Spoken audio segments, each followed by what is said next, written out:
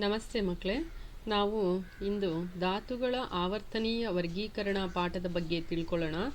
ಧಾತುಗಳ ಆವರ್ತನೀಯ ವರ್ಗೀಕರಣ ಹೆಸರೇ ಹೇಳ್ತಾ ಇದೆ ನೋಡಿ, ಇಲ್ಲಿ ವರ್ಗೀಕರಣ ಮಾಡಬೇಕಂತೆ. ಏನನ್ನ ವರ್ಗೀಕರಣ ಮಾಡಬೇಕು? ಧಾತುಗಳನ್ನು ವರ್ಗೀಕರಣ ಮಾಡಬೇಕು. ಈಗ ನೀವು ಫಾರ್ ಎಕ್ಸಾಂಪಲ್ ಲೈಬ್ರರಿಗೆ ಹೋದರೆ ನಿಮಗೆ ಬುಕ್ಸನ್ನು ಅರೇಂಜ್ ಮಾಡಿರ್ತಾರೆ, ನೋಡಿರ್ತೀರ ನೀವು. ಸೊ ತುಂಬ ಸುಲಭವಾಗಿ ನೀವು ಸೈನ್ಸ್ ಬುಕ್ಸ್ ಬೇಕಾ, ಸೋಷಿಯಲ್ ಬುಕ್ ಬೇಕಾ, ಕನ್ನಡ ಬುಕ್ ಬೇಕಾ, ಆ ರೀತಿಯಾಗಿ ನೀವು ನೋಡಬಹುದು. ಯಾಕೆ ಅಷ್ಟು ಸುಲಭವಾಗಿ ನಿಮಗೆ ಲೈಬ್ರರಿನಲ್ಲಿ ಬುಕ್ಸ್ ಸಿಗುತ್ತೆ ಅಂದರೆ ಅರೇಂಜ್ ಮಾಡಿರ್ತಾರೆ. ಆ ರೀತಿಯಾಗಿ ವರ್ಗೀಕರಣ ಮಾಡಿ ಅದನ್ನು ಪುಸ್ತಕಗಳನ್ನು ಅರೇಂಜ್ ಮಾಡಿರ್ತಾರೆ. ಅದರಿಂದ ನಿಮಗೆ ಸುಲಭವಾಗಿ ಸಿಗುತ್ತೆ. ಅದೇ ರೀತಿ ಧಾತುಗಳನ್ನು ಕೂಡ ವರ್ಗೀಕರಣ ಮಾಡಿ ನಾವು ಒಂದು ಕೋಷ್ಟಕದಲ್ಲಿ ಇಟ್ಟರೆ ಅವುಗಳ ಬಗ್ಗೆ ಸರಳೀಕೃತವಾಗಿ ಸುಲಭವಾಗಿ ನಾವು ಪಾಠ ಅದರ ಬಗ್ಗೆ ಅಧ್ಯಯನ ಮಾಡಬಹುದು ಅಂತ ಹೇಳಿ ಈ ಧಾತುಗಳನ್ನು ವರ್ಗೀಕರಣ ಮಾಡಿದ್ದಾರೆ. ಈ ಪಾಠದಲ್ಲಿ 4 ವಿಜ್ಞಾನಿಗಳು ಬರ್ತಾರೆ ಮಕ್ಕಳೇ. ಸೊ 4 ವಿಜ್ಞಾನಿಗಳು ಮತ್ತು ಅವರ ವರ್ಗೀಕರಣ ಮತ್ತು ಇತಿಮಿತಿಗಳು ಮತ್ತು ಅವರು ಕಂಡುಹಿಡಿದಂತಹ ವರ್ಗೀಕರಣದ ಬಗ್ಗೆ ಇರುವಂತಹ ಒಂದು ಪಾಸಿಟಿವ್ ಅಂಶಗಳು ಏನೇನು, ಧನಾತ್ಮಕ ಅಂಶಗಳೇನು, ಋಣಾತ್ಮಕ ಅಂಶಗಳೇನು ಅಂತ ಅವುಗಳ ಬಗ್ಗೆ ನೀವಿಲ್ಲಿ ಕಲ್ತ್ಕೊಳ್ತೀರಾ. ಸೊ ಏನಿಲ್ಲ, ಇವರು ಜೋಡಿಸಿದ್ದಾರೆ ಅಷ್ಟೇ, ಧಾತುಗಳನ್ನು ಜೋಡಿಸಿದ್ದಾರೆ. ನೀವಿಲ್ಲಿ ಪಿರಿಯಾಡಿಕ್ ಟೇಬಲ್ನ ನೋಡೋದಾದರೆ, ಸೊ ಪಿರಿಯಾಡಿಕ್ ಟೇಬಲ್ನ ಇಲ್ಲಿ ಕೊಟ್ಟಿದ್ದಾರೆ ಅಥವಾ ನಿಮ್ಮ ಬುಕ್ಕಿನ ಹಿಂದೆ ಇರುತ್ತೆ ನೋಡಿ, ಇಲ್ಲಿ ಕೊಟ್ಟಿದ್ದಾರೆ. ಇದನ್ನೇ ನಾವು ಕೋಷ್ಟಕ ಅಂತ ಹೇಳೋದು. ಇದು ಆಧುನಿಕ ಆವರ್ತಕ ಕೋಷ್ಟಕ. ಈ ಕೋಷ್ಟಕದಲ್ಲಿ ಇಲ್ಲಿ ಕೊಟ್ಟಿದ್ದಾರೆ ನೋಡಿ ಮಕ್ಕಳೇ. ಸೊ ಇಲ್ಲಿ ಜಿಗ್ಜಾಗ್ ರೂಪದಲ್ಲಿ ಕೊಟ್ಟಿದ್ದಾರಲ್ಲ, ಇಲ್ಲಿ ಜಿಗ್ಜಾಗ್ ರೂಪದಲ್ಲಿ ನೋಡಿ ಈ ರೀತಿ ಕೊಟ್ಟಿದ್ದಾರಲ್ಲ, ಪಿಂಕ್ ಕಲರ್ ಏನಿದೆ ಇವುಗಳೆಲ್ಲ ಲೋಹಾಭಗಳು. ಏನ ಹೇಳ್ತಾರೆ ಇದನ್ನ? ಲೋಹಾಭಗಳು ಅಂತ ಹೇಳ್ತಾರೆ. ಈ ಲೋಹಾಭಗಳು ಈ ಕಡೆಗೆ ಎಡಭಾಗಕ್ಕೆ ಇರುವಂತಹ ಈ ಎಲ್ಲ ಧಾತುಗಳನ್ನ ಲೋಹಗಳು ಅಂತ ಕರೀತಾರೆ. ಸೊ ಯಾವುದನ್ನ ಹೊರತುಪಡಿಸಿ, ಈ ಹೈಡ್ರೋಜನ್ ಅನ್ನ ಹೊರತುಪಡಿಸಿ, ಇಲ್ಲಿ ಇದನ್ನ ಪಿಂಕ್ ಕಲರ್ ಕೊಡಬೇಕಿತ್ತು, ಕಲರ್ ಚೇಂಜ್ ಮಾಡಬೇಕಿತ್ತು, ಇದು ಬೇರೆ ಕಲರ್ ಕೊಡಬೇಕಿತ್ತು. ಈಗ ಈ ಲೋಹಾಭಗಳ ರೈಟ್ ಸೈಡ್ ಏನಿದೆ ಇವುಗಳೆಲ್ಲ ಅಲೋಹಗಳು ಅಂತ ವರ್ಗೀಕರಣ ಮಾಡಿದ್ದಾರೆ. ಸೊ ಇವೆಲ್ಲ ಲೋಹಗಳು, ಇದು ಅಲೋಹಗಳು, ಇದು ಲೋಹಾಭಗಳು. ಹಾಗಾದ್ರೆ ಇಲ್ಲೇ ಕೊಟ್ಟಿದ್ದಾರೆ ನೋಡಿ, ಲೋಹಗಳು, ಅಲೋಹಗಳು ಹಾಗೂ ಲೋಹಾಭಗಳು ಅಂತ. ಹಾಗಾದ್ರೆ ಈ ಲೋಹಾಭಗಳು ಅಂತ ಹೇಳಿದ್ರೆ ಏನು? ಲೋಹಾಭಗಳು ಅಂತ ಹೇಳಿದ್ರೆ ಇವುಗಳು ಕೂಡ ಒಂದು ಧಾತುಗಳು. ಇವುಗಳು ಲೋಹ ಮತ್ತು ಅಲೋಹ ಎರಡರ ಗುಣವನ್ನು ಕೂಡ ಇದು ಪ್ರದರ್ಶಿಸುತ್ತೆ. ಅದಕ್ಕೋಸ್ಕರ ಇವುಗಳನ್ನ ಲೋಹಾಭಗಳು ಅಂತ ಹೇಳ್ತಾರೆ. ಲೋಹಾಭಗಳಿಗೆ ಉದಾಹರಣೆ ಕೊಡಿ ಅಂತ ಹೇಳಿದ್ರೆ ನೀವು ಬೋರಾನ್, ಸಿಲಿಕಾನ್, ಆಸಿಟೀನ್, ಟೆಕ್ಟೀಷಿಯಂ ಈ ರೀತಿಯಾಗಿ ಉದಾಹರಣೆಯನ್ನು ನೀವು ಕೊಡಬಹುದು. ಸೊ ಇವುಗಳೆಲ್ಲ ಲೋಹಗಳು, ಇವುಗಳು ಅಲೋಹಗಳು, ಇದು ಲೋಹಾಭಗಳು ಅಂತ ತಿಳ್ಕೊಳ್ಬೇಕಾಗುತ್ತೆ ನೀವು. ಸೊ ಇದರ ಬಗ್ಗೆ ಮತ್ತೆ ನಾವು ಮಾತನಾಡೋಣ. ಆವರ್ತಗಳು ಮತ್ತು ವರ್ಗಗಳು, ಇವುಗಳ ಗುಂಪುಗಳು ಅಂತ ಆ ರೀತಿಯೆಲ್ಲ ಬರುತ್ತೆ, ನೋಡೋಣ. ಸದ್ಯಕ್ಕೆ ಈಗ ಈ ಕೋಷ್ಟಕದಲ್ಲಿ ಇಷ್ಟು ಮಾತ್ರ ತಿಳ್ಕೊಂಡಿರಿ. ಮತ್ತೆ ಇಲ್ಲೆಲ್ಲ ಅರೇಂಜ್ ಮಾಡಿದ್ದಾರೆ. ಇದು ಆಧುನಿಕ ಆವರ್ತಕ ಕೋಷ್ಟಕ, ನಾವು ಈಗ ಬಳಸುತ್ತಿರುವಂತಹ ಕೋಷ್ಟಕ ಇದು. ಈ ರೀತಿಯಾಗಿ ಅದನ್ನ ಅರೇಂಜ್ ಮಾಡಿದ್ದಾರೆ. ಹೇಗೆ ಲೈಬ್ರರಿನಲ್ಲಿ ಬುಕ್ನ ಸಾರ್ಟ್ ಔಟ್ ಮಾಡ್ತಾರೆ ಅದೇ ತರ ಇಲ್ಲೂ ಕೂಡ ಯಾವುದೋ ಒಂದು ಲಕ್ಷಣದ ಆಧಾರದ ಮೇಲೆ ಅವರು ಈ ರೀತಿಯಾಗಿ ಅರೇಂಜ್ ಮಾಡಿ ಇಟ್ಟಿದ್ದಾರೆ. ಸೊ ಇದನ್ನೇ ನಾವೀಗ ಬಳಸಿಕೊಂಡು ಇದರ ಲಕ್ಷಣಗಳನ್ನು ನಾವು ತಿಳ್ಕೊಳ್ತಾ ಇದ್ದೀವಿ. ಸೊ ಇದನ್ನ ಅರೇಂಜ್ ಮಾಡೋದಕ್ಕೆ ಎಷ್ಟು ಜನರ ಪಾತ್ರ ಇದೆ ಇಲ್ಲಿ ಅಂತ ಹೇಳಿದ್ರೆ 4 ಜನರ ಪಾತ್ರಗಳನ್ನ ನಾವು ಇಲ್ಲಿ ನೋಡ್ತೀವಿ. 4 ವಿಜ್ಞಾನಿಗಳು ಇಲ್ಲಿ ಬರ್ತಾರೆ. ದೋಬರೈನರ್, ನ್ಯೂಲ್ಯಾಂಡ್ ಮತ್ತೆ ಮೆಂಡಲೀವ್, ಮಾಸ್ಲೆ ಅಂತ ಹೇಳಿ 4 ವಿಜ್ಞಾನಿಗಳು. 4 ವಿಜ್ಞಾನಿಗಳು ಬಹಳ ಪ್ರಯತ್ನ ಪಟ್ಟು ಅಲ್ಲಿ ಕೆಲವೊಬ್ಬರು ಫೇಲ್ಯೂರ್ ಆಗ್ತಾರೆ, ಕೆಲವೊಬ್ರು ಸಕ್ಸಸ್ ಆಗ್ತಾರೆ. ಹಾಗಾದ್ರೆ ಬನ್ನಿ, ಯಾವ ವಿಜ್ಞಾನಿ ಯಾವುದರ ಮುಖಾಂತರ ಇವುಗಳನ್ನ ಅರೇಂಜ್ ಮಾಡೋದಕ್ಕೆ, ಅಂದ್ರೆ ಧಾತುಗಳನ್ನ ಆ ಸ್ಥಾನದಲ್ಲಿ ಇಡೋದಕ್ಕೆ ಹೇಗೆ ಪ್ರಯತ್ನ ಪಟ್ಟಿದ್ದಾರೆ, ಸಫಲ ಆದ್ರ ಇಲ್ವಾ ಅನ್ನೋದನ್ನ ನೋಡೋಣ. ಹಾಗೆ ಸಫಲ ಆಗದೆ ಇರೋದಕ್ಕೆ ಇರುವಂತಹ ಕಾರಣಗಳೇನು ಅನ್ನೋದನ್ನ ತಿಳ್ಕೊಳ್ಳೋದು. ಈ ಪಾಠದಲ್ಲಿ ಅದೇ ರೀತಿಯಾಗಿ ಪ್ರಶ್ನೆಗಳನ್ನು ಕೂಡ ಕೇಳಬಹುದು, ನೋಡೋಣ. ಮೊದಲನೇ ನಮ್ಮ ವಿಜ್ಞಾನಿ ಇಲ್ಲಿ ಬರೋದಾದ್ರೆ ಡೋಬರೈನರ್. ಸೊ ಮೊದಲನೇ ವಿಜ್ಞಾನಿ ಯಾರ ಬಗ್ಗೆ ನೀವು ತಿಳ್ಕೊಳ್ತಾ ಇದ್ದೀರಾ? ಡೋಬರೈನರ್ ಬಗ್ಗೆ ತಿಳ್ಕೊಳ್ತಾ ಇದ್ದೀರಾ. ಅವರು ಜರ್ಮನಿಯ ರಸಾಯನಶಾಸ್ತ್ರಜ್ಞರು. 1817ರಲ್ಲಿ ಅವರು ಇರ್ತಾರೆ, ರಸಾಯನಶಾಸ್ತ್ರಜ್ಞರು. ಸೊ ಅವರ ಸಂಪೂರ್ಣ ಹೆಸರು ಜೊಹಾನ್ ವುಲ್ಫ್ ಗ್ಯಾಂಗ್ ಡೋಬರೈನರ್ ಅಂತ ಹೇಳಿ. ಸೊ ಇವರು ವರ್ಗೀಕರಣವನ್ನ ಮಾಡೋದಕ್ಕೆ ಪ್ರಯತ್ನ ಪಡ್ತಾರೆ. ಯಾವುದರ ವರ್ಗೀಕರಣ? ಧಾತುಗಳ ವರ್ಗೀಕರಣವನ್ನ ಮಾಡಲು ಪ್ರಯತ್ನ ಪಡ್ತಾರೆ. ಪ್ರಯತ್ನ ಪಟ್ಟು ಇವರು ಮಾಡಿದಂತಹ ಈ ಪ್ರಯತ್ನದಲ್ಲಿ ತ್ರಿವಳಿಗಳು ಅಂತಾನೆ ಫೇಮಸ್ ಆಗ್ತಾರೆ. ಅಂದ್ರೆ ಡೋಬರೈನರ್ನ ತ್ರಿವಳಿಗಳು ಅಂತಾನೆ ಫೇಮಸ್. 3 ಅಂದ್ರೆ 3 ಅಂತ ಗೊತ್ತಿದೆ ಮಕ್ಕಳೇ. ಸೊ ಇಲ್ಲಿ ಇವ್ರು ಏನ್ ಮಾಡಿದ್ರು ಅಂತ ಹೇಳಿದ್ರೆ, ಅವರು ಮೂರು ಧಾತುಗಳನ್ನ ತೆಗೆದುಕೊಂಡು ಇಟ್ರು. ಫಾರ್ ಎಕ್ಸಾಂಪಲ್, ನಾನು ಇಲ್ಲಿ ನೋಡಿ 3 ಗುಂಪಿನ ಧಾತುಗಳಿದೆ. ಇದು ಎ ಗುಂಪಿನ ಧಾತುಗಳು, ನೈಟ್ರೋಜನ್, ಫಾಸ್ಫರಸ್ ಮತ್ತು ಆಸ್ಟಟೈನ್ ಅನ್ನೋದು, ಅಥವಾ ಕ್ಯಾಲ್ಸಿಯಂ, ಸ್ಟ್ರಾನ್ಸಿಯಂ ಮತ್ತು ಬೇರಿಯಂ, ಅಥವಾ ಕ್ಲೋರಿನ್, ಬ್ರೋಮಿನ್, ಅಯೋಡಿನ್. ಈ ರೀತಿಯಾಗಿ ಅವರು ಗುಂಪುಗಳನ್ನ ಮಾಡಿಕೊಂಡ್ರು. ಯಾವ ಆಧಾರದ ಮೇಲೆ ಗುಂಪುಗಳನ್ನ ಮಾಡಿಕೊಂಡ್ರು ಅಂತ ಹೇಳಿದ್ರೆ, ಒಂದು ಉದಾಹರಣೆಯನ್ನ ನಾನು ತಗೊಳ್ತೀನಿ. 3ನೇ ಗುಂಪಿನ ಉದಾಹರಣೆಯನ್ನ ನಾನು ತಗೊಳ್ತಾ ಇದ್ದೀನಿ. ನೋಡಿ ಇಲ್ಲಿ ಕ್ಲೋರಿನ್, ಬ್ರೋಮಿನ್ ಮತ್ತು ಅಯೋಡಿನ್. ನೀವು ಇದುವರೆಗೂ ಮಕ್ಕಳೇ ಪರಮಾಣು ಸಂಖ್ಯೆಯನ್ನ ತಗೊಳ್ತಾ ಇದ್ರಿ. ಫಾರ್ ಎಕ್ಸಾಂಪಲ್, ಬೇರೆ ಪಾಠದಲ್ಲೆಲ್ಲ ನೀವು ಈ ಪರಮಾಣು ಸಂಖ್ಯೆಯ ಆಧಾರದ ಮೇಲೆ ನೀವು ಎಲೆಕ್ಟ್ರಾನಿಕ್ ವಿನ್ಯಾಸ ಆಗಿರಬಹುದು ಅಥವಾ ಚುಕ್ಕಿ ರಚನೆ ಆಗಿರ್ಬೋದು ಎಲ್ಲ ಬರಿತಾ ಇದ್ರಿ ಮಕ್ಕಳೇ. ಆದ್ರೆ ಈಗ ನೀವು ಪರಮಾಣು ರಾಶಿಯನ್ನ ತಗೊಳ್ಬೇಕಾಗುತ್ತೆ. ಇಲ್ಲಿ ಇದೆಯಲ್ಲ ಪರಮಾಣು ರಾಶಿ, ಅದನ್ನ ತೆಗೆದುಕೊಂಡು ಅದರ ಆಧಾರದ ಮೇಲೆ ಗುಂಪನ್ನ ಮಾಡಬೇಕಾಗುತ್ತೆ ಇಲ್ಲಿ ಡೋಬರೈನರ್ನ ತ್ರಯದ ನಿಯಮದ ಪ್ರಕಾರ. ಸೊ ಏನಿದು ಡೋಬರೈನರ್ನ ತ್ರಯದ ನಿಯಮ ಏನ್ ಹೇಳುತ್ತೆ ಅಂದ್ರೆ, ಡೋಬರೈನರ್ ಧಾತುಗಳನ್ನ 3 ಗುಂಪುಗಳನ್ನಾಗಿ ವಿಂಗಡಿಸಿದ್ರು. ಸೊ 3 ಗುಂಪುಗಳನ್ನಾಗಿ ವಿಂಗಡಿಸ್ಬಿಟ್ಟು ಅದರ ಪರಮಾಣು ರಾಶಿಯನ್ನ ಬರ್ಕೊಳ್ತಾ ಹೋದ್ರು. ನೋಡಿ ಇಲ್ಲಿ ಕ್ಲೋರಿನ್, ಬ್ರೋಮಿನ್, ಅಯೋಡಿನ್ 3 ಪರಮಾಣು ರಾಶಿ ಇಲ್ಲಿ ಕೊಟ್ಟಿದ್ದಾರೆ. ಸೊ ಇದರ ಪರಮಾಣು ರಾಶಿ ಅವರು ಕೊಡ್ತಾ ಇದ್ದಾರೆ 35.5 ಅಂತ ಹೇಳಿ. ನೆಕ್ಸ್ಟ್ ಬ್ರೋಮಿನ್ದು ಪರಮಾಣು ರಾಶಿ ಕೊಡ್ತಾ ಇದ್ದಾರೆ 79.9 ಅಂತ ಹೇಳಿ. ಅಯೋಡಿನ್ದು ಕೂಡ ಪರಮಾಣು ರಾಶಿ ಕೊಡ್ತಾ ಇದ್ದಾರೆ 126.9 ಅಂತ ಹೇಳಿ ಕೊಡ್ತಾ ಇದ್ದಾರೆ. ಸೊ ಇವರ ಪ್ರಕಾರ ಏನಂತ ಹೇಳಿದ್ರೆ, ಮೊದಲನೇ ಧಾತುವಿನ ಹಾಗೂ 3ನೇ ಧಾತುವಿನ ಪರಮಾಣು ರಾಶಿಯು, ಅಂದ್ರೆ ಇವೆರಡನ್ನ ಕೂಡಿ ಆವರೇಜ್ ತಗೊಳ್ಬೇಕು. ಪರಮಾಣು ರಾಶಿಯ ಸರಾಸರಿಯ ಮೊತ್ತವು ಮಧ್ಯಮ ಧಾತುವಿನ ಪರಮಾಣು ರಾಶಿಗೆ ಸರಿಸುಮಾರು ಸರಿಯಾಗಿರುತ್ತದೆ, ಹೋಲುತ್ತದೆ ಅಂತ ಹೇಳ್ಬಿಟ್ಟು. ಸೊ ಡೋಬರೈನರ್ ಏನ್ ಹೇಳ್ತಾ ಇದ್ದಾರೆ ಅಂತ ಹೇಳಿದ್ರೆ, ಡೋಬರೈನರ್ನ ತ್ರಿವಳಿಯ ನಿಯಮ ಏನ್ ಹೇಳುತ್ತೆ ಅಂತ ಹೇಳಿದ್ರೆ, ತ್ರಿವಳಿ ಧಾತುಗಳಲ್ಲಿ ಮಧ್ಯಮ ಧಾತು, ನೋಡಿ ಇದು ಮಧ್ಯಮ ಧಾತು, ಮಧ್ಯಮ ತ್ರಿವಳಿ ಧಾತುಗಳಲ್ಲಿ ಇವರು, ನಾನೀಗ ಹೇಳ್ತಾ ಇರೋದು ನಿಮಗೆ ಡೋಬರೈನರ್ನ ತ್ರಯದ ನಿಯಮ ಅಥವಾ ತ್ರಿವಳಿ ನಿಯಮವನ್ನು ವಿವರಿಸಿ ಅಂತ ಹೇಳಿದ್ರೆ, ನೋಡಿ ಮಧ್ಯಮ ಧಾತು ಡೋಬರೈನರ್ನ ತ್ರಿವಳಿ ನಿಯಮದಲ್ಲಿ ಮಧ್ಯದ ಧಾತುವಿನ ಪರಮಾಣು ರಾಶಿಯು, ಮಧ್ಯಮ ಧಾತುವಿನ ಪರಮಾಣು ರಾಶಿಯು ಮೊದಲ ಹಾಗೂ 3ನೇ ಧಾತುವಿನ ಪರಮಾಣು ರಾಶಿಗಳ ಸರಾಸರಿಗೆ ಸಮನಾಗಿರುತ್ತದೆ. ಇದು ಅವರ ತ್ರಯದ ನಿಯಮ. ಹಂಗಂದ್ರೆ ಇಷ್ಟೇ ಮಕ್ಕಳೇ, ಇದರ ತೂಕ ಇವೆರಡರ ತೂಕದ ಸರಾಸರಿಗೆ ಸಮ ಆಗಿರುತ್ತೆ ಅಂತ. ನಿಮಗೆ ಅರ್ಥ ಆಗ್ಲಿ ಅಂತ ಒಂದು ರೀತಿಯಲ್ಲಿ ಹೇಳ್ತೀನಿ ನೋಡಿ. 1, 2, 3 ಜನ ಇದ್ದಾರೆ ವ್ಯಕ್ತಿಗಳು ಅಂತ ಅನ್ಕೊಳ್ಳಿ. ಸೊ 3 ಜನ ಇದ್ರೆ ಈ ಮಧ್ಯದವನ್ ಇದ್ದಾನಲ್ಲ, ಆ ಮಧ್ಯದವನ್ದು ತೂಕ ಎಷ್ಟಿರುತ್ತೆ ಅಂದ್ರೆ, ಮೊದಲು ಮತ್ತು 3ನೇ ತೂಕ ಒಟ್ಟು ಕೂಡಿ ಅದ್ರ ಸರಾಸರಿ ತೆಗೆಯೋದು ಗೊತ್ತಿದೆಯಲ್ಲ. ಇವೆರಡನ್ನು 1 + 3 ಡಿವೈಡೆಡ್ ಬೈ 2 ಅಲ್ವಾ. ಸರಾಸರಿ ಅಂದ್ರೆ ಎಷ್ಟು ನಂಬರ್ ಇದೆ? 1, 1, 2 ಒಟ್ಟು ಇವೆರಡು ಇರೋದ್ರಿಂದ 2. ಇಲ್ಲಿ ಮತ್ತೆ +5 ಅಂತ ಹಾಕಿದ್ರೆ 3 ಅಂತ ಇಲ್ಲಿ ಬರಿಬೇಕು. ಆ ರೀತಿ ಸರಾಸರಿ ತೆಗೆಯೋದು. ಇವೆರಡನ್ನು ಕೂಡಿ ಸರಾಸರಿ ತೆಗೆದಾಗ ಎಷ್ಟು ಬರುತ್ತೆ ಅದರ ಮೊತ್ತ, ನೋಡಿ ಇಲ್ಲಿ 3 + 1 ಡಿವೈಡೆಡ್ ಬೈ 2, 4/2, 2 4. ಸೊ 2 ಆನ್ಸರ್ ಬಂತು. ಸೊ ಇದು ಡೋಬರೈನರ್ನ ತ್ರಯದ ನಿಯಮದ ಪ್ರಕಾರ ಈ ರೀತಿ ಹೇಳ್ತಾವ್ರೆ.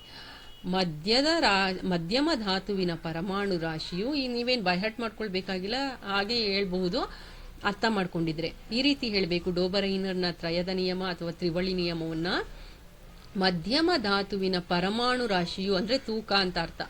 ಮಧ್ಯಮ ಧಾತುವಿನ ಪರಮಾಣು ರಾಶಿಯು ಮೊದಲ ಹಾಗೂ 3ನೇ ಧಾತುವಿನ ಪರಮಾಣು ರಾಶಿಯ ಸರಾಸರಿಗೆ ಸಮನಾಗಿರುತ್ತದೆ. ಅಂತ ಹೇಳ್ತಾ ಇದ್ದಾರೆ.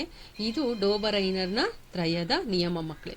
ಸೊ ಈ ಡೋಬರೈನರ್ನ ತ್ರಯದ ನಿಯಮದಲ್ಲಿ ನೀವು ಯಾವುದನ್ನೇ ತಗೊಳ್ಳಿ, ಇವುಗಳನ್ನು ತಗೊಳ್ಳಿ ನೋಡಿ. ಫಾರ್ ಎಕ್ಸಾಂಪಲ್, ಇವೆರಡನ್ನ ಒಟ್ಟು ಕೂಡಿ ಸರಾಸರಿ ಕಂಡಿಡಿದ್ರೆ ನಿಯರ್ಲಿ ಆಲ್ಮೋಸ್ಟ್ ಇಷ್ಟು ಬರುತ್ತೆ ಅಂತ.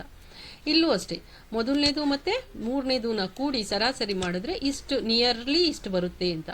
ಇಲ್ಲೂ ಅಷ್ಟೇ, ಇವೆರಡನ್ನೂ ಕೂಡಿ ಡಿವೈಡೆಡ್ ಬೈ 2 ಮಾಡಿದ್ರೆ ಇಷ್ಟು ಬರುತ್ತೆ ಅಂತ ಹೇಳಿಬಿಟ್ಟು ಇದು ತ್ರಯದ ನಿಯಮ. ಈ ರೀತಿ ಮಾಡಿಕೊಂಡು ನಾವು ಧಾತುಗಳನ್ನು ಗುಂಪುಗೂಡಿಸಬಹುದು ಅಂತ ಹೇಳಿ ಈ ರೀತಿಯ ಗುಂಪುಗಳನ್ನು ಮಾಡಬಹುದು ಅಂತ ನಮಗೆ ಕೊಟ್ಟವರು ಡೋಬರೈನರ್. ಇಲ್ಲಿ ಮೊದಲನೇ ಪ್ರಶ್ನೆ ನಿಮಗೆ ಬರುತ್ತೆ, ಡೋಬರೈನರ್ನ ತ್ರಯದ ಅಥವಾ ತ್ರಿವಳಿ ನಿಯಮವನ್ನು ನಿರೂಪಿಸಿ ಅಂತ ಹೇಳಿ ತ್ರಿವಳಿ ನಿಯಮವನ್ನು ನೀವು ಬರ್ಕೊಳ್ಬೇಕಾಗುತ್ತೆ ಮಕ್ಕಳೇ. ತ್ರಿವಳಿ ನಿಯಮದ ಪ್ರಕಾರ ಮಧ್ಯಮ ಧಾತುವಿನ ಪರಮಾಣು ರಾಶಿಯು ಮೊದಲ ಹಾಗೂ ಮೂರನೇ ಧಾತುವಿನ ಪರಮಾಣು ರಾಶಿಗಳ ಸರಾಸರಿಗೆ ಸಮನಾಗಿರುತ್ತದೆ. ಈಗ ಈ ತ್ರಿವಳಿ ಧಾತುಗಳು ಯಾವ್ದ್ಯಾವುದು ಅಂತ ನಿಮಗೆ ಗೊತ್ತಾಗಿದೆ ಈಗಾಗಲೇ. ಕ್ಲೋರಿನ್ ತ್ರಿವಳಿ ಧಾತುಗಳಿಗೆ ಉದಾಹರಣೆ ಕೊಡಿ ಅಂದ್ರೆ ಇದೇ ಕೊಡಬೇಕು, ಬೇರೆ ಇನ್ಯಾವುದು ಕೊಡಕ್ಕೆ ಹೋಗ್ಬಾರ್ದು ಮಕ್ಕಳೇ. ಯಾಕೆ ಅಂದ್ರೆ ಇವರದು 3 ಗುಂಪಿಗೆ ಮಾತ್ರ ಸೀಮಿತ ಆಗಿತ್ತು. ಅದಕ್ಕೋಸ್ಕರ ಇಲ್ಲಿ ಇದನ್ನೇ ಕೊಡಿ ನೀವು ಎಕ್ಸಾಂಪಲ್ಸ್ ಅಂತ ಕೇಳಿದ್ರೆ. ಕ್ಲೋರಿನ್, ಬ್ರೋಮಿನ್, ಅಯೋಡಿನ್ ಅಥವಾ ಕ್ಯಾಲ್ಸಿಯಂ, ಸ್ಟ್ರಾನ್ಸಿಯಂ, ಬೇರಿಯಂ ಅಥವಾ ನೈಟ್ರೋಜನ್, ಫಾಸ್ಫರಸ್, ಆಸ್ಟಟೈನ್ ಈ ರೀತಿಯಾಗಿ ನೀವು ಕೊಟ್ಕೊಳ್ಬಹುದು. ಇದ್ರ ಬದಲು ಲಿಥಿಯಂ, ಸೋಡಿಯಂ, ಪೊಟ್ಯಾಷಿಯಂ ಕೂಡ ನೀವು ಕೊಡಬಹುದು. ಸೊ ಇಲ್ಲಿ ಈಗ ಡೋಬರೈನರ್ನ ಇತಿಮಿತಿಗಳನ್ನು ನಾವು ನೋಡೋಣ. ಡೋಬರೈನರ್ನ ಇತಿಮಿತಿಗಳು 2 ಇತಿಮಿತಿಗಳನ್ನು ನಾವು ಇದು ಮಾಡಬಹುದು. ಮೊದಲನೇ ಇತಿಮಿತಿ ಏನಪ್ಪಾ ಅಂತ ಹೇಳಿದ್ರೆ, ಇಲ್ಲಿ ಎಲ್ಲವನ್ನೂ ಬರೆಯಕ್ಕಾಗೋದಿಲ್ಲ ಮಕ್ಕಳೇ, ಜಾಗ ಸಾಲಲ್ಲ ಇತಿಮಿತಿಗಳೆಲ್ಲ ಬರೆಯಕ್ಕೆ ಹೋದ್ರೆ. ಸೊ ಅದಕ್ಕೋಸ್ಕರ ನಾನು ಇಲ್ಲಿ ಬಾಯಲ್ಲಿ ಹಾಗೆ ಹೇಳ್ತೀನಿ, ಬರ್ಕೊಳ್ಬಹುದು ನೀವು ಇತಿಮಿತಿಗಳು. ಡೋಬರೈನರ್ನ ನಿಯಮವನ್ನು ತಿಳಿಸಿ ಮೊದಲನೇ ಪ್ರಶ್ನೆ ಇದರಲ್ಲಿ. ಸೊ ಎರಡನೇ ಪ್ರಶ್ನೆ ಬಂದು ಡೋಬರೈನರ್ನ ತ್ರಿವಳಿ ನಿಯಮದ ಪ್ರಕಾರ ಇರುವಂತಹ ಗುಂಪುಗಳು ಯಾವುವು. ಇನ್ನು ಮೂರನೇ ಪ್ರಶ್ನೆ ಬಂದ್ರೆ ಡೋಬರೈನರ್ನ ಇತಿಮಿತಿಗಳು ಯಾವುವು ಅಂತ ಹೇಳಿ. ಡೋಬರೈನರ್ನ ಇತಿಮಿತಿಗಳಲ್ಲಿ ಮೊದಲನೇ ಇತಿಮಿತಿ ಅಂತ ಹೇಳಿದ್ರೆ, ಈ ತ್ರಿವಳಿ ನಿಯಮವು ಎಲ್ಲ ಧಾತುವಿಗೆ ಅನ್ವಯಿಸಲಿಲ್ಲ. ಎಲ್ಲ ಧಾತುವಿಗೂ, ಎಷ್ಟೊಂದು ಧಾತುಗಳಿದೆ, ಎಲ್ಲ ಧಾತುಗೂ ಅನ್ವಯಿಸಲಿಲ್ವಂತೆ. ಸೊ ಆ ಕಾಲದಲ್ಲಿ ತಿಳಿದಿದ್ದಂತಹ ಧಾತುಗಳಲ್ಲಿ ಕೇವಲ 3 ತ್ರಿವಳಿಗಳನ್ನು ಮಾತ್ರ ಗುರುತಿಸೋದಕ್ಕೆ ಅವ್ರಿಗೆ ಸಾಧ್ಯ ಆಯಿತು. ನೋಡಿ, ಕೇವಲ 3 ಗುಂಪಿನ ಧಾತುಗಳನ್ನು ಅವರು ಗುರುತಿಸಿ ಅವುಗಳಿಗೆ ಅವರು ಸರಾಸರಿಯನ್ನ ಕಂಡಿಡಿದು ಸಮ ಮಾಡೋದಕ್ಕೆ ಸಾಧ್ಯ ಆಯಿತು. ಎಲ್ಲ ಧಾತುಗಳಿಗೂ ಇದು ಅನ್ವಯ ಆಗಲಿಲ್ಲ. ಆ ಕಾಲದಲ್ಲಿ ತಿಳಿದಿದ್ದಂತಹ ಧಾತುಗಳಲ್ಲಿ ಕೇವಲ 3 ತ್ರಿವಳಿಗಳನ್ನು ಮಾತ್ರ ಗುರುತಿಸಲು ಸಾಧ್ಯವಾಯಿತು. ಎರಡನೇದು, ಕೇವಲ 3 ಎಲ್ಲಾ ಧಾತುಗಳಿಗೆ ಇದು ಅನ್ವಯವಾಗಲಿಲ್ಲ. ಮೊದಲನೇದು, ಕೇವಲ 3 ತ್ರಿವಳಿಗಳಿಗೆ ಮಾತ್ರ ಇವರು ಗುರುತಿಸಲು ಸಾಧ್ಯವಾಯಿತು. ಇವೆರಡು ಇತಿಮಿತಿಗಳು. ಆದ್ದರಿಂದ ಡೋಬರೈನರ್ನ ನಿಯಮವನ್ನು ನಾವು ಪರಿಗಣಿಸೋದಕ್ಕೆ ಆಗಲಿಲ್ಲ. ಇದಿಷ್ಟು ಡೋಬರೈನರ್ ಬಗ್ಗೆ ನೀವು ತಿಳ್ಕೊಳ್ಬೇಕು. ತುಂಬಾ ಈಸಿ ಇರುತ್ತೆ, ನೋಡ್ಕೊಳ್ಬಹುದು ಮಕ್ಕಳೇ ಡೋಬರೈನರ್ದು. ಸೊ ಕೋಷ್ಟಕದಲ್ಲೂ ಕೂಡ ತ್ರಿವಳಿದು ಇದು ಕೊಟ್ಟಿದ್ದಾರೆ. ನೀವು ಇದನ್ನ ಕಲ್ತ್ಕೊಳ್ಳೋದಕ್ಕಿಂತ ಕೋಷ್ಟಕದಲ್ಲಿ ಇದನ್ನ ಕಲ್ತ್ಕೊಂಡ್ರೆ ಈಸಿ ಆಗುತ್ತೆ. ಇದು ಬರುತ್ತಾ ಅನ್ನೋದನ್ನ ನೋಡ್ಬೇಕು. ಬಟ್ ಇವು ಡೋಬರೈನರ್ ಸೂಚಿಸಿದಂತಹ ತ್ರಿವಳಿಗಳು ಇಲ್ಲಿ ನೀವು ತಗೊಂಡ್ರೆ ಇದು ಒಳ್ಳೆಯದು. So lithium, sodium, potassium, calcium, strontium, barium, chlorine, bromine, iodine ಈ 3 ತ್ರಿವಳಿಗಳ ಗುಂಪುಗಳನ್ನ, ಇದು ಮೊದಲನೇ ಗುಂಪು, ಎರಡನೇ ಗುಂಪು, ಮೂರನೇ ಗುಂಪು, ಈ ತ್ರಿವಳಿಗಳ ಗುಂಪು ಉದಾಹರಣೆಗೆ ಕೊಡಿ ನೀವು. ಸೊ ಲಿಥಿಯಂ ಮತ್ತು ಪೊಟ್ಯಾಷಿಯಂದು ಎರಡರದು ಸರಾಸರಿ ತಗೊಂಡ್ರೆ ಸೋಡಿಯಂದು ಬರುತ್ತೆ. ಹಾಗಾದ್ರೆ ನೀವು ಈ ರೀತಿ ಸ್ಟಾರ್ಟ್ ಮಾಡಬೇಕಾಗುತ್ತೆ ಮಕ್ಕಳೇ. ಮಧ್ಯಮ ಧಾತುವಿನ ಪರಮಾಣು ರಾಶಿಯು ಮೊದಲ ಹಾಗೂ ಮೂರನೇ ಧಾತುವಿನ ಪರಮಾಣು ರಾಶಿಯ ಸರಾಸರಿಗೆ ಸಮವಾಗಿರುತ್ತದೆ. ಈ ರೀತಿ ಇದು ಡೋಬರೈನರ್ನ ತ್ರಯದ ನಿಯಮ ಮತ್ತು ಇತಿಮಿತಿಗಳ ಬಗ್ಗೆ ಈಗ ತಿಳ್ಕೊಂಡ್ರಿ. ನೆಕ್ಸ್ಟ್ ಬಂದ್ರೆ ನ್ಯೂಲ್ಯಾಂಡ್ನ ಅಷ್ಟಕ ನಿಯಮ. ಡೋಬರೈನರ್ದಾದ್ರೆ ತ್ರಿವಳಿ ನಿಯಮ, ಇಲ್ಲಿ ನ್ಯೂಲ್ಯಾಂಡ್ ಆದ್ರೆ ಅಷ್ಟಕ ನಿಯಮದ ಬಗ್ಗೆ ತಿಳ್ಕೊಳ್ತೀರಾ ಮಕ್ಕಳೇ. ಏನಿದು ಅಷ್ಟಕ ನಿಯಮ? ಹೆಸರೇ ಸೂಚಿಸ್ತಾ ಇದೆ, ಅಷ್ಟ ಅಂದ್ರೆ 8 ಅಂತ ಹೇಳಿ. ಸೊ ಅಷ್ಟಕ ನಿಯಮಕ್ಕೆ ಬಂದಾಗ ಇಲ್ಲಿ ನ್ಯೂಲ್ಯಾಂಡ್ ಏನ್ ಮಾಡಿದ್ರು ಅಂತ ಹೇಳಿದ್ರೆ, ಈ ಪರಮಾಣು ರಾಶಿಯ ಏರಿಕೆ ಕ್ರಮದಲ್ಲೇ ಬರ್ಕೊಂಡು ಹೋದ್ರು. ಇವುಗಳನ್ನೆಲ್ಲ ಧಾತುಗಳನ್ನ ಪರಮಾಣು ರಾಶಿಯ ಏರಿಕೆ ಕ್ರಮದಲ್ಲಿ ಬರೆದಾಗ 1ನೇ ಧಾತು 8ನೇ ಧಾತುವಿನ, ನೋಡಿ ಇಲ್ಲಿ ಇದನ್ನು 1 ಅಂತ ತಿಳ್ಕೊಂಡ್ರಿ, 2, 3, 4, 5, 6, 7 ಆಗ್ತಿದಂಗೆ ಅವ್ರೇನ್ ಮಾಡಿದ್ರು, 8ನೇ ಧಾತುವನ್ನ 1ರ ಕೆಳಗಡೆ ಇಟ್ರು. ಎಂಟನೇ ಧಾತುವನ್ನ ಒಂದನೇ ಕೆಳಗಡೆ ಇಟ್ರು. ಫಾರ್ ಎಕ್ಸಾಂಪಲ್ ನೀವು ಇದನ್ನ ಒಂದನೇ ಧಾತು ಅಂತ ಮಾಡ್ಕೊಂಡ್ರೆ ಇದರ ಎಂಟನೇ ಧಾತು ಯಾವ್ದು ನೋಡೋಣ. 2, 3, 4, 5, 6, 7, 8. ಸೊ ಇದರ ಎಂಟನೇ ಧಾತು, ಇದರ ಎಂಟನೇ ಧಾತು ಇದು, ಇದರ ಎಂಟನೇ ಧಾತು ಇದು, ಈ ರೀತಿಯಾಗಿ ಇಟ್ಕೊಂಡು ಬಂದ್ರು. ಸೊ ಇದನ್ನ ತಗೊಂಡ್ರೆ ಇದರ ಎಂಟನೇ ಧಾತು ಇದು. ಸೊ ಈ ರೀತಿಯಾಗಿ ಅವರು ಇಟ್ಕೊಂಡು ಬಂದು ಮೊದಲ ಧಾತುವಿನ ಲಕ್ಷಣವು ಎಂಟನೇ ಧಾತುವಿನ ಲಕ್ಷಣಕ್ಕೆ ಹೋಲುತ್ತದೆ ಅಂತ ಹೇಳಿದ್ರು. ಯಾರು? ನ್ಯೂಲ್ಯಾಂಡ್ ರವರು. ಸೊ ನ್ಯೂಲ್ಯಾಂಡ್ನ ಅಷ್ಟಕ ನಿಯಮದ ಪ್ರಕಾರ ಅವ್ರೇನ್ ಮಾಡಿದ್ರು ಅಂತ ಹೇಳಿದ್ರೆ, ಸೊ ನ್ಯೂಲ್ಯಾಂಡ್ನ ಅಷ್ಟಕ ನಿಯಮವನ್ನು ತಿಳಿಸಿ ಅಂತ ಪ್ರಶ್ನೆಯನ್ನ ಕೇಳ್ತಾರೆ. ಪ್ರಶ್ನೆಯನ್ನ ಕೇಳಿದ್ರೆ ಮಕ್ಕಳೇ ಉತ್ತರ ಬರಿಬೇಕಾಗುತ್ತೆ. ನ್ಯೂಲ್ಯಾಂಡ್ನ ಅಷ್ಟಕ ನಿಯಮದ ಪ್ರಕಾರ ಧಾತುಗಳನ್ನು ಪರಮಾಣು ರಾಶಿಯ ಏರಿಕೆ ಕ್ರಮದಲ್ಲಿ ಜೋಡಿಸಿದಾಗ ಎಂಟನೇ ಧಾತುವಿನ ಲಕ್ಷಣವು ಮೊದಲ ಧಾತುವನ್ನು ಹೋಲುತ್ತದೆ. ಎಂಟನೇ ಧಾತುವಿನ ಲಕ್ಷಣವು ಮೊದಲ ಧಾತುವನ್ನು ಹೋಲುತ್ತದೆ. ಇದು ಧಾತುಗಳನ್ನು ಅವುಗಳ ಪರಮಾಣು ರಾಶಿಯ ಏರಿಕೆ ಕ್ರಮದಲ್ಲಿ ಬರೆದಾಗ ಎಂಟನೇ ಧಾತುವಿನ ಲಕ್ಷಣವು ಮೊದಲನೇ ಧಾತುವಿನ ಲಕ್ಷಣಕ್ಕೆ ಹೋಲುತ್ತದೆ. ಇದು ಯಾರ್ದು? ನ್ಯೂಲ್ಯಾಂಡ್. ಅದಕ್ಕೋಸ್ಕರ ಅಷ್ಟಕ ನಿಯಮ ಅಂತ ಕೂಡ ಕರೀತಾರೆ. ಸೊ ನ್ಯೂಲ್ಯಾಂಡ್ನ ನಿಯಮವನ್ನು ನೀವು ಜ್ಞಾಪಕ ಇಟ್ಕೊಳ್ಬೇಕಾಗುತ್ತೆ. ಅವರ ಸಂಪೂರ್ಣವಾದ ಹೆಸರು ಕೂಡ ಕೊಟ್ಟಿದ್ದಾರೆ, ಜಾನ್ ನ್ಯೂಲ್ಯಾಂಡ್ಸ್ ಅಂತ ಹೇಳ್ಬಿಟ್ಟು. ಪರಮಾಣು ರಾಶಿಯನ್ನ ಯಾವ ರೀತಿ ಇದ್ ಮಾಡಿದ್ದಾರೆ? ಸೊ ಪರಮಾಣು ರಾಶಿಯ ಏರಿಕೆ ಕ್ರಮನೇ. ಇವರು ಕೂಡ ಯೂಸ್ ಮಾಡ್ಕೊಂಡಿರೋದು ಪರಮಾಣು ರಾಶಿನೇ, ಇವರು ಕೂಡ ಯೂಸ್ ಮಾಡ್ಕೊಂಡಿರೋದು ಪರಮಾಣು ರಾಶಿಯ ಆಧಾರದ ಮೇಲೆ. ಸೊ ಪರಮಾಣು ರಾಶಿ ನಾನು ಹೇಳಿದೆ, CL ಅಂತ ಬರೆದ್ರೆ ಇದು ಪರಮಾಣು ಸಂಖ್ಯೆ, ಇದು ಪರಮಾಣು ರಾಶಿ. ಸೊ ಇದರ ಆಧಾರದ ಮೇಲೆ, ಈ ರಾಶಿಯ ಆಧಾರದ ಮೇಲೆ ಎಲ್ಲವನ್ನೂ ಜೋಡಿಸಿರೋ ಅಂಥದ್ದು ಇವರುಗಳು. ಸೊ ಇದಿಷ್ಟು ಯಾರದ್ರದ್ದು? ನ್ಯೂಲ್ಯಾಂಡ್ ಬಗ್ಗೆ ಹೇಳಿದ್ದಾರೆ. ಆದರೆ ನ್ಯೂಲ್ಯಾಂಡ್ನ ಅಷ್ಟಕ ನಿಯಮ ಅಷ್ಟು ಸರಿ ಬರಲಿಲ್ಲ, ಎಲ್ಲರಿಗೂ ಹಾಸ್ಯಾಸ್ಪದವಾಗುವುದು. ಯಾಕೆ ಇದು ಹಾಸ್ಯಾಸ್ಪದ ಆಯಿತು ಅಂದರೆ, ಇವರು ನಮ್ಮ ಸಂಗೀತಕ್ಕೆ ಹೋಲಿಸಿದ್ರಂತೆ ಇದು. ಯಾಕೆ ಅಂದರೆ, ನೀವು ಸರಿಗಮ ಪದನಿಸ ಅಂತ ಹೇಳ್ಕೊಂಡ್ರೆ ನೋಡಿ, ಇಲ್ಲಿ ಸರಿಗಮ ಪದನಿ, ಇನ್ನೊಂದು ಸಾ ಬರುತ್ತಲ್ಲ, ಅದು ಇನ್ನೊಂದು ಸಾ ಎಂಟನೇದು, ಅಂದ್ರೆ ಮೊದಲನೇ ಅಕ್ಷರನೂ ಸಾ, ಎಂಟನೇ ಅಕ್ಷರನೂ ಸಾ ಅಂತ ಹೇಳ್ಬಿಟ್ಟು ಈ ಸಂಗೀತಕ್ಕೆ ಅದನ್ನ ಹೋಲಿಸಿರೋದ್ರಿಂದ ಎಲ್ಲರೂ ಹಾಸ್ಯ ಮಾಡಿ ನಕ್ಕುದ್ರಂತೆ. ಸೊ ಇವರಿಗೆ ಅದರ ಇದು ಫಲಿಸ್ಲಿಲ್ಲ, ಅವರು ಏನು ಕಂಡಿಡ್ದಿದ್ರು ಅಷ್ಟಕ ನಿಯಮ ಫಲಿಸ್ಲಿಲ್ಲ. ಸೊ ಇದಿಷ್ಟು ನ್ಯೂಲ್ಯಾಂಡ್ ಅಷ್ಟಕ ನಿಯಮದ ಬಗ್ಗೆ ಮಕ್ಕಳೇ. ನ್ಯೂಲ್ಯಾಂಡ್ನ ಅಷ್ಟಕ ನಿಯಮವನ್ನು ತಿಳಿಸಿ ಅಂತ ಹೇಳಿದ್ರೆ, ಧಾತುಗಳನ್ನು ಅವುಗಳ ಪರಮಾಣು ರಾಶಿಯ ಏರಿಕೆ ಕ್ರಮದಲ್ಲಿ ಜೋಡಿಸಿದಾಗ ಎಂಟನೇ ಧಾತುವಿನ ಲಕ್ಷಣವು ಮೊದಲನೇ ಧಾತುವನ್ನು ಹೋಲುತ್ತದೆ. ಇದನ್ನ ಬರಿಬೇಕಾಗುತ್ತೆ ನೀವು. ಈಗ ನೆಕ್ಸ್ಟ್ ಬಂದ್ರೆ ಇತಿಮಿತಿಗಳನ್ನ ಬರೆಯಿರಿ. ಯಾರ್ದು? ನ್ಯೂಲ್ಯಾಂಡ್ನ ಇತಿಮಿತಿಗಳನ್ನು ತಿಳಿಸಿ ಅಥವಾ ಮಿತಿಗಳನ್ನು ತಿಳಿಸಿ. ಇತಿಮಿತಿಗಳು ಯಾರ್ದಿದು? ನ್ಯೂಲ್ಯಾಂಡ್ನು ಇತಿಮಿತಿಗಳನ್ನು ತಿಳಿಸಿ. ತುಂಬಾ ಇಂಪಾರ್ಟೆಂಟ್ ಇತಿಮಿತಿಗಳು ಮಕ್ಕಳೇ. ಸೊ ಅಲ್ಲಿ ಡೋಬರೈನರ್ದು ಫಲ ಕೊಡ್ಲಿಲ್ಲ, ಅದಕ್ಕೆ ಅಲ್ಲೂ ಇತಿಮಿತಿಗಳು ಬರಿಬೇಕು. ಅಲ್ಲಿ ಒಂದೇ ಒಂದು ಅಥವಾ ಎರಡು ಬರಿಬಹುದು ಅಷ್ಟೇ. ನೀವು ಎಲ್ಲಾ ಧಾತುಗಳಿಗೂ ಅನ್ವಯ ಆಗಲಿಲ್ಲ, ಕೇವಲ 3 ಗುಂಪುಗಳನ್ನ ಮಾತ್ರ ಮಾಡಲು ಸಾಧ್ಯವಾಯಿತು. ಮೂರು ತ್ರಿವಳಿಗಳನ್ನ ಮಾಡಲು ಮಾತ್ರ ಸಾಧ್ಯವಾಯಿತು, ಅದು ಇತಿಮಿತಿ. ಇಲ್ಲಿ ನ್ಯೂಲ್ಯಾಂಡ್ ಏನಾದ್ರೂ ಬಂದ್ರೆ ಸೊ ಇವೆಲ್ಲ ಬರಿಬೇಕಾಗುತ್ತೆ. ಇಲ್ಲಿ ಕೊಟ್ಟಿದ್ದಾರೆ ನಿಮಗೆ. ಸೊ ನ್ಯೂಲ್ಯಾಂಡ್ನ ಇತಿಮಿತಿಗಳು ಕೊಟ್ಟಿದ್ದಾರೆ. ಸೊ ಎಷ್ಟು ಏನೇನು ಅಂತ ಹೇಳೋದಾದ್ರೆ, ಕೇವಲ ಕ್ಯಾಲ್ಸಿಯಂ ವರೆಗೆ ಮಾತ್ರ ಅಷ್ಟಕ ನಿಯಮ ಅನ್ವಯ ಆಗ್ತಾ ಇತ್ತಂತೆ. ಇಲ್ಲೇ ಫಸ್ಟ್ನೇ ಇತಿಮಿತಿ ಕೊಟ್ಟಿದ್ದಾರೆ ನೋಡಿ, ಅಷ್ಟಕ ನಿಯಮವು ಕೇವಲ ಕ್ಯಾಲ್ಸಿಯಂ ವರೆಗೆ ಮಾತ್ರ ಅನ್ವಯಿಸುತ್ತದೆ. ಪ್ರತಿ ಕ್ಯಾಲ್ಸಿಯಂನ ನಂತರದ 8ನೇ ಧಾತು ಮೊದಲ ಧಾತುವನ್ನ ಗುಣ ಕಂಡು ಬರಲಿಲ್ಲ, ಅಂದ್ರೆ ಹೋಲಿಲ್ಲ ಗುಣ ಅಂತ ಹೇಳ್ಬಿಟ್ಟು. ಸೊ ನ್ಯೂಲ್ಯಾಂಡ್ನ ಅಷ್ಟಕ ನಿಯಮದ ಪ್ರಕಾರ ಕೇವಲ ಕ್ಯಾಲ್ಸಿಯಂ ವರೆಗೆ ಮಾತ್ರ ಆ ಗುಣಲಕ್ಷಣಗಳು ಹೋಲ್ತು. ಕ್ಯಾಲ್ಸಿಯಂ ನಂತರ ಬಂದಂತಹ ಧಾತುವಿನ ಗುಣಲಕ್ಷಣಗಳಲ್ಲಿ 1 ಮತ್ತು 8ನೇ ಧಾತುಗಳ ಗುಣಲಕ್ಷಣಗಳು ಹೋಲಿಕೆ ಆಗಲಿಲ್ಲ. ಮೊದಲನೇದು ಇತಿಮಿತಿ. ಎರಡನೇ ಇತಿಮಿತಿ ಅಂತ ಏನಾದ್ರೂ ಬಂದ್ರೆ, ಅವರು ನಿಸರ್ಗದಲ್ಲಿ ಕೇವಲ 56 ಧಾತುಗಳಿವೆ, ಭವಿಷ್ಯದಲ್ಲಿ ಯಾವುದೂ ಆವಿಷ್ಕಾರ ಆಗಲ್ಲ, ಯಾರು ಕಂಡುಹಿಡಿಯಲ್ಲ, ಅಷ್ಟೇ ಧಾತುಗಳಿರೋದೇ ಅಷ್ಟು ಅಂತ ಹೇಳ್ಬಿಟ್ರು. ಸೊ ನ್ಯೂಲ್ಯಾಂಡ್ ರವರ ಎರಡನೇ ಇತಿಮಿತಿ ಏನು ಅಂದ್ರೆ, ನಿಸರ್ಗದಲ್ಲಿ ಕೇವಲ 56 ಧಾತುಗಳಿರೋದು, ಭವಿಷ್ಯದಲ್ಲಿ ಯಾವ ಧಾತುಗಳು ಏನು ಆವಿಷ್ಕಾರ ಏನಾಗಲ್ಲ, ಯಾರು ಕಂಡುಹಿಡಿಯಲ್ಲ, ಹೊಸ ಧಾತುಗಳು ಏನಿಲ್ಲ ಅಂತ ಹೇಳ್ಬಿಟ್ರು. ಸೊ ಆದ್ರೆ ನಂತರ ಹೊಸ ಧಾತುಗಳೆಲ್ಲ ಕಂಡುಹಿಡಿದ್ರು, ಅದಕ್ಕೋಸ್ಕರ ಅದು ಕೂಡ ಅವ್ರದ್ದು ಏನು ಇದಾಗ್ಲಿಲ್ಲ, ಪಾಸಿಟಿವ್ ಇದು ಬರಲಿಲ್ಲ.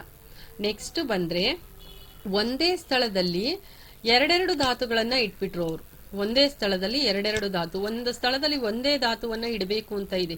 ಆದ್ರೆ ಅವ್ರೇನ್ ಮಾಡ್ಬಿಟ್ರು, ಅದ್ರದ್ದು ಹೋಲಿಕೆ ಇದೆ ಅಂತ ಹೇಳ್ಬಿಟ್ಟು ಎರಡೆರಡು ಇಟ್ರು. ಫಾರ್ ಎಕ್ಸಾಂಪಲ್ ಇಲ್ಲಿ ಯಾವುದು ಅಂತ ಹೇಳಿದ್ರೆ ಕೋಬಾಲ್ಟ್ ಮತ್ತು ನಿಕ್ಕಲ್ ಅನ್ನ ಒಂದೇ ಸ್ಥಾನದಲ್ಲಿ ಇಟ್ಟಿರುವುದು. ಕೋಬಾಲ್ಟ್ ಮತ್ತು ನಿಕ್ಕಲ್ನ ಒಂದೇ ಸ್ಥಾನದಲ್ಲಿ ಇಟ್ರು. ಆದ್ರೆ ಬೇರೆ ಬೇರೆ ಗುಣ ಇರುವಂತಹ ಫ್ಲೋರಿನ್, ಕ್ಲೋರಿನ್, ಬ್ರೋಮಿನ್ ಅನ್ನ ಒಂದೇ ಕಂಬದಲ್ಲಿ ಇಟ್ರು. ಫ್ಲೋರಿನ್, ಕ್ಲೋರಿನ್, ಬ್ರೋಮಿನ್ ಇವುಗಳೆಲ್ಲ ಒಂದೇ ಗುಣಗಳಿತ್ತು. ಇವುಗಳನ್ನೆಲ್ಲ ಒಂದೇ ಕಂಬ ಸಾಲು, ಅಡ್ಡ ಸಾಲು ಅನ್ನೋದೇನು ಅಂತ ಆಮೇಲೆ ನೋಡೋಣ. ಸೊ ಮತ್ತೆ ಇನ್ನೂ ಒಂದು ತಪ್ಪು ಏನ್ ಮಾಡಿದ್ರು ಅಂದ್ರೆ ನಿಕ್ಕಲ್ಲು ಮತ್ತೆ ಕೋಬಾಲ್ಟ್, ಸೊ ಒಂದೇ ಸ್ಥಾನದಲ್ಲಿ ಇಟ್ಟಿದ್ರಲ್ಲ ಮೊದಲು ನಿಕ್ಕಲ್ಲು ಕೋಬಾಲ್ಟು, ಇದರ ಗುಣವನ್ನೇ ಕಬ್ಬಿಣ ಹೋಲ್ತಿತ್ತಂತೆ. ಆದ್ರೂ ಕೂಡ ಅವರು ಇವುಗಳಿಂದ ದೂರ ಇಟ್ಟಿದ್ರಂತೆ ಕಬ್ಬಿಣನ. ಸೊ ಈ ರೀತಿಯಾಗಿ ಅವರು ತಪ್ಪು ಕೆಲಸಗಳನ್ನ ಅಂದ್ರೆ ತಮ್ಮ ಅನಿಸಿಕೆಗಳಲ್ಲಿ ತಪ್ಪು ಅಭಿಪ್ರಾಯಗಳನ್ನ, ಪರಿಕಲ್ಪನೆಗಳನ್ನ ಕೊಟ್ರು. ಅದಕ್ಕೋಸ್ಕರ ಅಷ್ಟಕ ನಿಯಮ ಅಪ್ರಸ್ತುತವಾಯಿತು. ಸೊ ನ್ಯೂಲ್ಯಾಂಡ್ ನ ಅಷ್ಟಕ ನಿಯಮದ ಇತಿಮಿತಿಗಳು ಯಾವುವು ಅಂತ ಹೇಳಿದ್ರೆ ಇವೆಲ್ಲ ಬರಿಬೇಕಾಗುತ್ತೆ ಮಕ್ಕಳೇ. ಸೊ ಪಾಯಿಂಟ್ ಹಾಕೊಂಡು ನೀವು 3 ಪಾಯಿಂಟ್ ಅನ್ನ ಬರೀರಿ. ಮೊದಲನೇದು, ಇದು ಕ್ಯಾಲ್ಸಿಯಂ ಹೊರಗೆ ಮಾತ್ರ ಅನ್ವಯಿಸುತ್ತೆ, ಮುಂದಿನ ಧಾತುಗಳಿಗೆ ಇದು ಅನ್ವಯ ಆಗುವುದಿಲ್ಲ. ಅವರು ನಿಸರ್ಗದಲ್ಲಿ ಕೇವಲ 56 ಧಾತುಗಳಿವೆ, ಭವಿಷ್ಯದಲ್ಲಿ ಯಾವುದೂ ಆವಿಷ್ಕಾರ ಆಗುವುದಿಲ್ಲ ಎಂದು ತಿಳಿದುಕೊಂಡರು. 3ನೇ ಪಾಯಿಂಟು, ಒಂದೇ ಸ್ಥಳದಲ್ಲಿ ಎರಡೆರಡು ಧಾತುಗಳನ್ನ ಇರಿಸಿದರು. ಉದಾಹರಣೆಗೆ ಕೋಬಾಲ್ಟ್, ನಿಕ್ಕಲ್ ಅನ್ನ ಒಂದೇ ಸ್ಥಾನದಲ್ಲಿ ಇಟ್ಟರು. ಮತ್ತೆ ಬೇರೆ ಬೇರೆ ಗುಣ ಇರುವಂತಹ ಫ್ಲೋರಿನ್, ಕ್ಲೋರಿನ್, ಬ್ರೋಮಿನ್ ಅನ್ನ ಒಂದೇ ಕಂಬ ಸಾಲಿನಲ್ಲಿ ಬೇಕು ಅಂದ್ರೆ ಇದು ಹೇಳಿ. ಮತ್ತೆ ನಿಕ್ಕಲ್ ಮತ್ತು ಕೋಬಾಲ್ಟ್ ಗುಣವನ್ನೇ ಹೋಲುವಂತಹ ಕಬ್ಬಿಣವನ್ನ ಅವುಗಳಿಂದ ದೂರ ಇಟ್ಟಿದ್ದಾರೆ. ಸೊ ನಂತರ ಜಡ ಅನಿಲಗಳು ಕಂಡು ಹಿಡಿದ್ರು. ಇವರದಾದ್ಮೇಲೆ ನ್ಯೂಲ್ಯಾಂಡ್ ಆದ್ಮೇಲೆ ಜಡ ಅನಿಲಗಳನ್ನ ನೆಕ್ಸ್ಟ್ ಬಂದಂತಹ ವಿಜ್ಞಾನಿ ಯಾರು ಕಂಡುಹಿಡಿದ್ರು, ಅದರ ಆವಿಷ್ಕಾರದ ಸಹಾಯದಿಂದ ಅಷ್ಟಕ ನಿಯಮವನ್ನ ತೆಗೆದು ಹಾಕಿದ್ರು. ಅಂದ್ರೆ ಅಪ್ರಸ್ತುತವಾಯಿತು ಅಂತ, ಅಕ್ಸೆಪ್ಟ್ ಮಾಡ್ಕೊಳ್ಳಿಲ್ಲ ಅದನ್ನ ಅಂತ ಹೇಳಿ.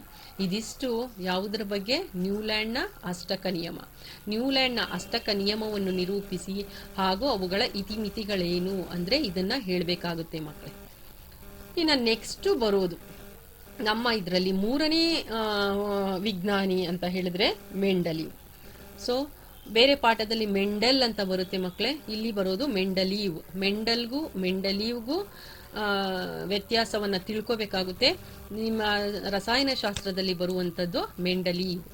ಸೊ ಇಲ್ಲಿ ಗೊಂದಲಗಳಾಗೋಯ್ತು ಅಲ್ಲೆಲ್ಲ. ಹಾಗಾಗಿ ನಂತರ ಮೆಂಡಲೀವ್ ಎನ್ನುವಂತಹ ವಿಜ್ಞಾನಿ ಬಂದ್ರು. ಇವರ ಸಂಪೂರ್ಣ ಹೆಸರು ಇವಾನೋವಿಚ್ ಮೆಂಡಲೀವ್ ಅಂತ ಹೇಳಿ. ಇವರು ಕೂಡ ಅದೇ ರೀತಿಯೇ ಅದರ ಆಧಾರದ ಮೇಲೆ, ಯಾವುದರ ಆಧಾರದ ಮೇಲೆ? ಪರಮಾಣು ರಾಶಿಯ ಆಧಾರದ ಮೇಲೆನೆ ಏರಿಕೆ ಕ್ರಮದಲ್ಲಿ ಅವುಗಳನ್ನ ಜೋಡಿಸ್ಕೊಳ್ತಾ ಹೋದ್ರು. ಸೊ ಪರಮಾಣು ರಾಶಿಯ ಆಧಾರದ ಮೇಲೆ ಅವುಗಳನ್ನ ಜೋಡಿಸ್ಕೊಳ್ತಾ ಹೋದಾಗ ಅವುಗಳಲ್ಲಿ ಅವರು ನಿಯಮವನ್ನ ನಿರೂಪಿಸಿದ್ರು. ಏನು ನಿಯಮ ನಿರೂಪಿಸಿದ್ರು? ಮೆಂಡಲೀವ್ನ ಆವರ್ತ ಕೋಷ್ಟಕದ ನಿಯಮವನ್ನು ನಿರೂಪಿಸಿ ಅಂತ ಕೇಳ್ತಾರೆ ಮಕ್ಕಳೇ. ಮೆಂಡಲೀವ್ನ ಆವರ್ತ ಕೋಷ್ಟಕದ ನಿಯಮವನ್ನು ನಿರೂಪಿಸಿ ಅಂತ ಕೇಳ್ತಾರೆ ಇಲ್ಲಿ ಮೆಂಡಲೀವ್ ಬಗ್ಗೆ. ಆಗ ಏನ್ ಬರಿಬೇಕು ನೀವು ಅಂದ್ರೆ ಧಾತುಗಳ ಗುಣಗಳು, ಅವುಗಳ ಪರಮಾಣು ರಾಶಿಯ ಆವರ್ತನೀಯ ಪುನರಾವರ್ತನೆಗಳು.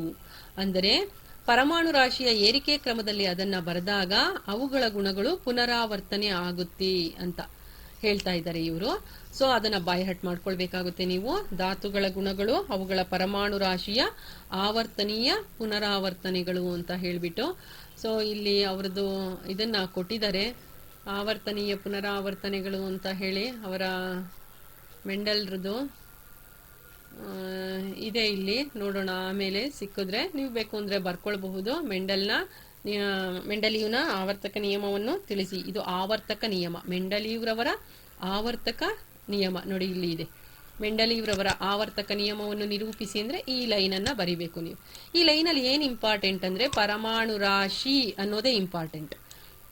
ಧಾತುಗಳ ಗುಣಗಳು, ಅವುಗಳ ಪರಮಾಣು ರಾಶಿಯ ಆವರ್ತನೀಯ ಪುನರಾವರ್ತನೆಗಳು. ಅಂದ್ರೆ ಆವರ್ತದ ಮುಂದೆ ಸಾಗಿದಂತೆಲ್ಲ ಅದರ ಗುಣಗಳು ಪುನರಾವರ್ತನೆ ಆಗುತ್ತದೆ ಅಂತ. ಮತ್ತು ಪರಮಾಣು ರಾಶಿಯ ಏರಿಕೆ ಕ್ರಮದಲ್ಲಿ ಅವುಗಳನ್ನ ಇಟ್ಟಿದ್ರು. ಸೊ ಇದು ಮೆಂಡಲೀವ್ನ ಆವರ್ತಕ ಕೋಷ್ಟಕ. ಸೊ ಅಲ್ಲಿ ನೀವು ಡೋಬರೈನರ್ನ ತ್ರಿವಳಿ ನಿಯಮ, ನ್ಯೂಲ್ಯಾಂಡ್ನ ಅಷ್ಟಕ ನಿಯಮ, ಇಲ್ಲಿ ಮೆಂಡಲೀವ್ನ ಆವರ್ತಕ ಕೋಷ್ಟಕ ಅಂತ ಹೇಳಬೇಕು ಮಕ್ಕಳೇ. ಮೆಂಡಲೀವ್ನ ಆವರ್ತಕ ಕೋಷ್ಟಕ ಅಂತ ಹೇಳಿ ಇದ್ ಮಾಡಬೇಕು. ನೆಕ್ಸ್ಟ್ ನೋಡೋಣ, ಮೆಂಡಲೀವ್ನ ಆವರ್ತಕ ಕೋಷ್ಟಕದಲ್ಲಿ ಏನೇನು ಮಾಡಿದ್ದಾರೆ ಅಂತ ಹೇಳ್ಬಿಟ್ಟು ಅವುಗಳ ಬಗ್ಗೆ ನಾವು ಈಗ ತಿಳ್ಕೊಳ್ಳೋಣ. ಬನ್ನಿ ನೋಡೋಣ. ಈಗ ಮೆಂಡಲೀವ್ರವರು ಆವರ್ತಕ ಕೋಷ್ಟಕ ರಚನೆ ಮಾಡೋದಕ್ಕೆ ಯಾವೆಲ್ಲ ಮಾನದಂಡಗಳನ್ನ ಉಪಯೋಗಿಸಿದ್ರು ಅಂತ ಹೇಳ್ಬಿಟ್ಟು, ಸೊ ಏನ್ ಮಾನದಂಡಗಳು ಇದು, ಸೊ ಈ ಸೆಂಟೆನ್ಸ್ಗಳನ್ನ ನೀವು ಬರಿಬೇಕಾಗುತ್ತೆ. ಇಲ್ಲಿ ಪ್ರಶ್ನೆಗಳು ಈ ರೀತಿ ಇರಬಹುದು. ಮೆಂಡಲೀವ್ರವರು ತಮ್ಮ ಆವರ್ತಕ ಕೋಷ್ಟಕದ ರಚನೆಗೆ ಉಪಯೋಗಿಸಿರುವ ಮಾನದಂಡಗಳು ಯಾವುವು ಅಂತ ಹೇಳಿದ್ರೆ, ನೀವಿಲ್ಲಿ ಒಂದು 4 ಸೆಂಟೆನ್ಸ್ ನೀವು ತಗೊಂಡು ಇದು ಮಾಡಬಹುದು. ಮೆಂಡಲೀವ್ರವರು ಕೆಲಸವನ್ನ ಆರಂಭಿಸಿದಾಗ 63 ಧಾತುಗಳು ತಿಳಿದಿತ್ತು ಅವರಿಗೆ. ನಂತರ ಅವರು ಪರಮಾಣು ರಾಶಿಯ ಏರಿಕೆ ಕ್ರಮದಲ್ಲಿ ಜೋಡಿಸಿದ್ರು. ಅದರ ಭೌತ ಮತ್ತು ರಾಸಾಯನಿಕ ಗುಣಗಳ ಸಂಬಂಧಗಳನ್ನ ಅವರು ಪರಿಶೀಲನೆ ಮಾಡಿದ್ರು. ಹೈಡ್ರೋಜನ್ ಆಕ್ಸಿಜನ್ ಧಾತು ಸಂಯುಕ್ತದ ಮೇಲೆ ಅವರು ಕೇಂದ್ರೀಕರಣ ಮಾಡಿದ್ರು. ಹೈಡ್ರೋಜನ್ ಧಾತು ಮತ್ತು ಆಕ್ಸಿಜನ್ ಧಾತುಗಳು ಉಂಟು ಮಾಡುವ ಸಂಯುಕ್ತಗಳ ಮೇಲೆ ಅವರ ಗಮನವೆಲ್ಲ ಅದ್ರ ಮೇಲೆ ಇತ್ತು. ಸೊ ಅವರು 63 ಕಾರ್ಡುಗಳನ್ನ ತೆಗೆದುಕೊಂಡು ಪ್ರತಿ ಧಾತುವಿನ ಗುಣಲಕ್ಷಣಗಳನ್ನ ಬರೆದ್ರು. ಸೊ 63 ಧಾತುಗಳಿತ್ತಲ್ಲ ಅವ್ರ ಕಾಲದಲ್ಲಿ, ಅದಕ್ಕೆ 63 ಕಾರ್ಡ್ಗಳನ್ನ ತಗೊಂಡು ಪ್ರತಿ ಧಾತುವಿನ ಗುಣಲಕ್ಷಣಗಳನ್ನೆಲ್ಲ ಬರೆದು ಅವುಗಳನ್ನೆಲ್ಲ ವಿಂಗಡಣೆ ಮಾಡಿ ಕಾರ್ಡನ್ನ ಗೋಡೆ ಮೇಲೆ ಜೊತೆಯಾಗಿ ಪಿನ್ ಜೋಡಿಸ್ತಾ ಇದ್ರು. ಮತ್ತೆ ಅಲ್ಲಲ್ಲಿ ಮುಂದೆ ಇನ್ಯಾವುದಾದ್ರೂ ಕಂಡಿಡಿಬಹುದೇನೋ, ಧಾತುಗಳು ಆವಿಷ್ಕಾರ ಆಗಬಹುದು ಅಂತ ಹೇಳಿ ಅಲ್ಲಿ ಅವರು ಖಾಲಿ ಜಾಗಗಳನ್ನು ಕೂಡ ಬಿಟ್ರು. ಸೊ ಈ ರೀತಿಯಾಗಿ ಅವರು ಕೆಲವೊಂದು ಮಾನದಂಡಗಳನ್ನ ಉಪಯೋಗಿಸಿ ಆವರ್ತಕ ಕೋಷ್ಟಕವನ್ನ ರಚನೆ ಮಾಡಿದ್ರು. ಇವು ಮಾನದಂಡಗಳು. ಅವರು ರಚನೆ ಮಾಡೋದಕ್ಕೆ, ಆವರ್ತಕ ಕೋಷ್ಟಕವನ್ನ ರಚನೆ ಮಾಡೋದಕ್ಕೆ ಇಟ್ಕೊಂಡಿದ್ದಂತಹ ಮಾನದಂಡಗಳಿದು. ಇದು ಆ ಮೆಂಡಲೀವ್ನ ನಿಯಮ, ಆವರ್ತಕ ಕೋಷ್ಟಕದ ನಿಯಮ. ಇನ್ನ ಅವರು ಇದರಲ್ಲಿ ಏನು ಸಾಧನೆ ಮಾಡಿದ್ರು ಅಂತ ಹೇಳಿ ಅಂದ್ರೆ, ಮೆಂಡಲೀವ್ನ ಆವರ್ತಕ ಕೋಷ್ಟಕದಲ್ಲಿ ಅವರು ಅಂದ್ರೆ ಪಾಸಿಟಿವ್ ಗುಣಗಳು ಯಾವುದು ಅಂತ ಹೇಳ್ಬಿಟ್ಟು, ಸೊ ಅದನ್ನ ನೋಡೋದಾದ್ರೆ, ಸೊ ಇಲ್ಲಿ ಮೆಂಡಲೀವ್ರವರು ಸೂಚಿಸಿದ ಆವರ್ತಕ ಕೋಷ್ಟಕದ ಸಾಧನೆ ಅಂದ್ರೆ ಅವರ ಸಾಧನೆ ಏನು, ಆವರ್ತಕ ಕೋಷ್ಟಕದಿಂದ ಏನು ಸಹಾಯ ಆಯ್ತು ಅಂತ ಹೇಳಿದ್ರೆ, ಅವರು ಅದರ ಪರಮಾಣು ರಾಶಿಯನ್ನ ನೋಡ್ಕೊಂಡು ಕಡಿಮೆ ಪರಮಾಣು ರಾಶಿದು ಮೊದಲಿಟ್ಟು ಹೆಚ್ಚಿನ ಪರಮಾಣು ರಾಶಿಯನ್ನ ಆಮೇಲೆ ಇಟ್ರು. ಅಂದ್ರೆ ಏರಿಕೆ ಕ್ರಮದಲ್ಲಿ ಅವುಗಳನ್ನ ಜೋಡಿಸ್ಕೊಳ್ತಾ ಹೋದ್ರು. ನಂತರ ಬಂದಿದ್ದು ಅವರದು ತುಂಬಾ ಒಳ್ಳೆಯ ಸಾಧನೆ ಏನು ಅಂತ ಹೇಳಿದ್ರೆ, ಮುಂದೆ ಪರಮಾಣುಗಳು ಆವಿಷ್ಕಾರ ಆಗುತ್ತೆ, ಅದಕ್ಕೋಸ್ಕರ ಅಲ್ಲೆಲ್ಲ ಖಾಲಿ ಜಾಗಗಳನ್ನ ಬಿಟ್ಟಿದ್ದು. ಇದೇ ಅವರ ಪ್ಲಸ್ ಪಾಯಿಂಟ್. ಮೆಂಡಲೀವ್ರವರು ಆವರ್ತಕ ಕೋಷ್ಟಕದಲ್ಲಿ ಕೆಲವು ಕಡೆ ಖಾಲಿ ಜಾಗಗಳನ್ನ ಬಿಟ್ರು. ಕೆಲವರು ಏನ್ ಅನ್ಕೊಂಡ್ರು, ಇವುಗಳೆಲ್ಲ ದೋಷ, ಪರಿಗಣಿಸಬಾರ್ದು, ಹಾಗೆ ಹೀಗೆ ಅಂತ ಅನ್ಕೊಂಡ್ರು. ಆದ್ರೆ ಇಲ್ಲಿ ಮೆಂಡಲೀವ್ರವರು ಏನ್ ಹೇಳಿದ್ರು, ಇಲ್ಲ, ಖಾಲಿ ಜಾಗಗಳು ಬಿಟ್ಟಿರೋದು ಮುಂದೆ ಆವಿಷ್ಕಾರ ಆಗಬಹುದು ಅಂತ ಬಿಟ್ಟಿದೀವಿ ಅಂತ ಹೇಳಿದ್ರು. ಅದಕ್ಕೆ ಏಕ ಅಲ್ಯೂಮಿನಿಯಂ, ಏಕ ಸಿಲಿಕಾನ್, ಈ ರೀತಿಯಾಗಿ ಏಕ ಬೋರಾನ್ ಅಂತ ಅನ್ಬಿಟ್ಟು ಈ ರೀತಿಯಾಗಿ ಅವರು ಅಲ್ಲಿ ಖಾಲಿ ಜಾಗಗಳಲ್ಲಿ ಏಕ ಎಂಬ ಪೂರ್ವ ಪ್ರತ್ಯಯವನ್ನು ಅದೇ ಗುಂಪಿನ ಹಿಂದಿನ ಧಾತುವಿಗೆ ಸೇರಿಸಿ ಹೆಸರನ್ನ ಇಟ್ಟಿದ್ರು. ಸೊ ಈ ರೀತಿಯಾಗಿ ಅವರು ಖಾಲಿ ಜಾಗಗಳನ್ನು ಬಿಟ್ಟಿದ್ದು ಒಂದು ಪ್ಲಸ್ ಪಾಯಿಂಟ್ ಆಯ್ತು. ಅದಕ್ಕೋಸ್ಕರ ಅವರು ಮುಂದೆ ಬಂದಂತಹ ಇದು ಆವರ್ತಕ ಕೋಷ್ಟಕ, ಇವ್ರು ಮೆಂಡಲೀವ್ ಮಾಡಿರೋದು ಆವರ್ತಕ ಕೋಷ್ಟಕ. ಆದ್ರೆ ಮುಂದೆ ಮಾಸ್ಲೆ ಅಂತ ಅನ್ನೋರು ಆಧುನಿಕ ಆವರ್ತಕ ಕೋಷ್ಟಕನ ತಯಾರು ಮಾಡ್ತಾರೆ. ಸೊ ಆಧುನಿಕ ಆವರ್ತಕ ಕೋಷ್ಟಕ ಯಾವ ಆಧಾರದ ಮೇಲೆ ಇರುತ್ತೆ, ಆವರ್ತಕ ಕೋಷ್ಟಕದ ಆಧಾರದ ಮೇಲೆ ಇದೆ. ಅಂದ್ರೆ ಮೆಂಡಲೀವ್ರವರು ಮಾಡಿದಂತಹ ಆವರ್ತಕ ಕೋಷ್ಟಕದ ಆಧಾರದ ಮೇಲೆ ಆಧುನಿಕ ಆವರ್ತಕ ಕೋಷ್ಟಕ ನಿಂತಿರೋದು. ಆದ್ರೆ ಸ್ವಲ್ಪ ಚೇಂಜಸ್ ಅಲ್ಲಿ ಮಾಡಿದ್ರು. ಸೊ ಆದ್ರೆ ಆವರ್ತಕ ಕೋಷ್ಟಕವನ್ನ ಮೊದಲು ನಮಗೆ ಕೊಟ್ಟವರು ಯಾರು, ಮೆಂಡಲೀವ್. ಅದಕ್ಕೋಸ್ಕರ ಅವರನ್ನ ವರ್ಗೀಕರಣದ ಪರಿಕಲ್ಪನೆಯ ಜನಕ ಅಂತ ಒಪ್ಕೊಳ್ಳೋದಕ್ಕೆ ಪ್ರಾರಂಭ ಮಾಡಿದ್ರು. ಮತ್ತು ರಾಜಾನಿಲಗಳ ಬಗ್ಗೆ ಇವರು ಅಲ್ಲಿ ಸ್ವಲ್ಪ ಉಲ್ಲೇಖ ಕೂಡ ಮಾಡಿದ್ರು. ಇದಕ್ಕೂ ಮೊದಲು ಅನೇಕ ಸಂದರ್ಭಗಳಲ್ಲಿ ಉಲ್ಲೇಖಿಸಲಾಗಿದೆ ಈ ರಾಜಾನಿಲಗಳನ್ನ ಅಂತ ಹೇಳಿದ್ರು. ಸೊ ಇದು ಇವರು ಮೆಂಡಲೀವ್ರವರು ಸೂಚಿಸಿದಂತಹ ಆವರ್ತಕ ಕೋಷ್ಟಕದ ಸಾಧನೆಗಳು. ಅಂದ್ರೆ ಅವರ ಸಾಧನೆಯಲ್ಲಿ ಮೊಟ್ಟ ಮೊದಲಿಗೆ ಇರೋದೇ ಖಾಲಿ ಜಾಗಗಳನ್ನ ಅವರು ಬಿಟ್ಟಿರುವಂತದ್ದು. ಈಗ ಮೆಂಡಲೀವ್ರವರ ವರ್ಗೀಕರಣದ ಮಿತಿಗಳೇನು, ಈಗ ಡೋಬರೈನರ್ನ ಮಿತಿಗಳನ್ನ ನೋಡಿದ್ರಿ, ನಂತರ ನ್ಯೂಲ್ಯಾಂಡ್ನ ಅಷ್ಟಕ ನಿಯಮದ ಮಿತಿಯನ್ನು ನೋಡಿದ್ರಿ. ಈಗ ಮೆಂಡಲೀವ್ರವರದು ಕೂಡ ಇತಿಮಿತಿಗಳು ಇದೆ. ಸೊ ಈ ಮೆಂಡಲೀವ್ರವರ ಇತಿಮಿತಿಗಳು ಕೂಡ ಡೋಬರೈನರು ನ್ಯೂಲ್ಯಾಂಡ್ ತರನೇ ಇದೆ. ಅದು ಕೂಡ ನೀವು ಕಲ್ತ್ಕೊಳ್ಬೇಕು. ಅವರ ಸಾಧನೆಯ ಬಗ್ಗೆನೂ ಕೂಡ ನೀವು ತಿಳ್ಕೊಳ್ಬೇಕಾಗುತ್ತೆ. ಇತಿಮಿತಿಗಳ ಬಗ್ಗೆ, ಇತಿಮಿತಿಗಳು ತುಂಬಾ ಇಂಪಾರ್ಟೆಂಟು ಎಲ್ರದೂ. ಸೊ ನೀವು ಅವುಗಳನ್ನ ಒಂದು ಇದರಲ್ಲಿ ಚಾರ್ಟ್ ತರ ಮಾಡ್ಕೊಂಡು ಅಥವಾ ಯಾವ ರೀತಿ ಆದ್ರೂ ಸರಿನೇ ಮಾಡ್ಕೊಂಡು ಕಲಿಬೇಕಾಗುತ್ತೆ. ಇತಿಮಿತಿಗಳು ಯಾವ್ದು, ಮೆಂಡಲೀವ್ದು. ಮೆಂಡಲೀವ್ರವರ ಇತಿಮಿತಿಗಳು ಯಾವುದು ಅಂತ ನೋಡೋಣ. ಮೊದಲನೇ ಇತಿಮಿತಿಗೆ ಬಂದ್ರೆ ಮೆಂಡಲೀವ್ದು ಹೈಡ್ರೋಜನ್ಗೆ ಸ್ಥಿರ ಸ್ಥಾನವನ್ನ ಕೊಡೋದಕ್ಕೆ ಸಾಧ್ಯ ಆಗ್ಲಿಲ್ಲ ಇವರಿಗೆ. ಹೈಡ್ರೋಜನ್ ಎಲ್ಲಿ ಇಡಬೇಕು ಅನ್ನೋದು ಅವರಿಗೆ ಕನ್ಫ್ಯೂಷನ್ ಆಯಿತು. ಅದಕ್ಕೋಸ್ಕರ ಮೊದಲನೇ ಅವರ ಇತಿಮಿತಿ ಏನು ಅಂದ್ರೆ ಹೈಡ್ರೋಜನ್ ಧಾತುವಿಗೆ ಯಾವುದೇ ಸ್ಥಿರ ಸ್ಥಾನ ಕೊಡಲು ಸಾಧ್ಯವಾಗಲಿಲ್ಲ.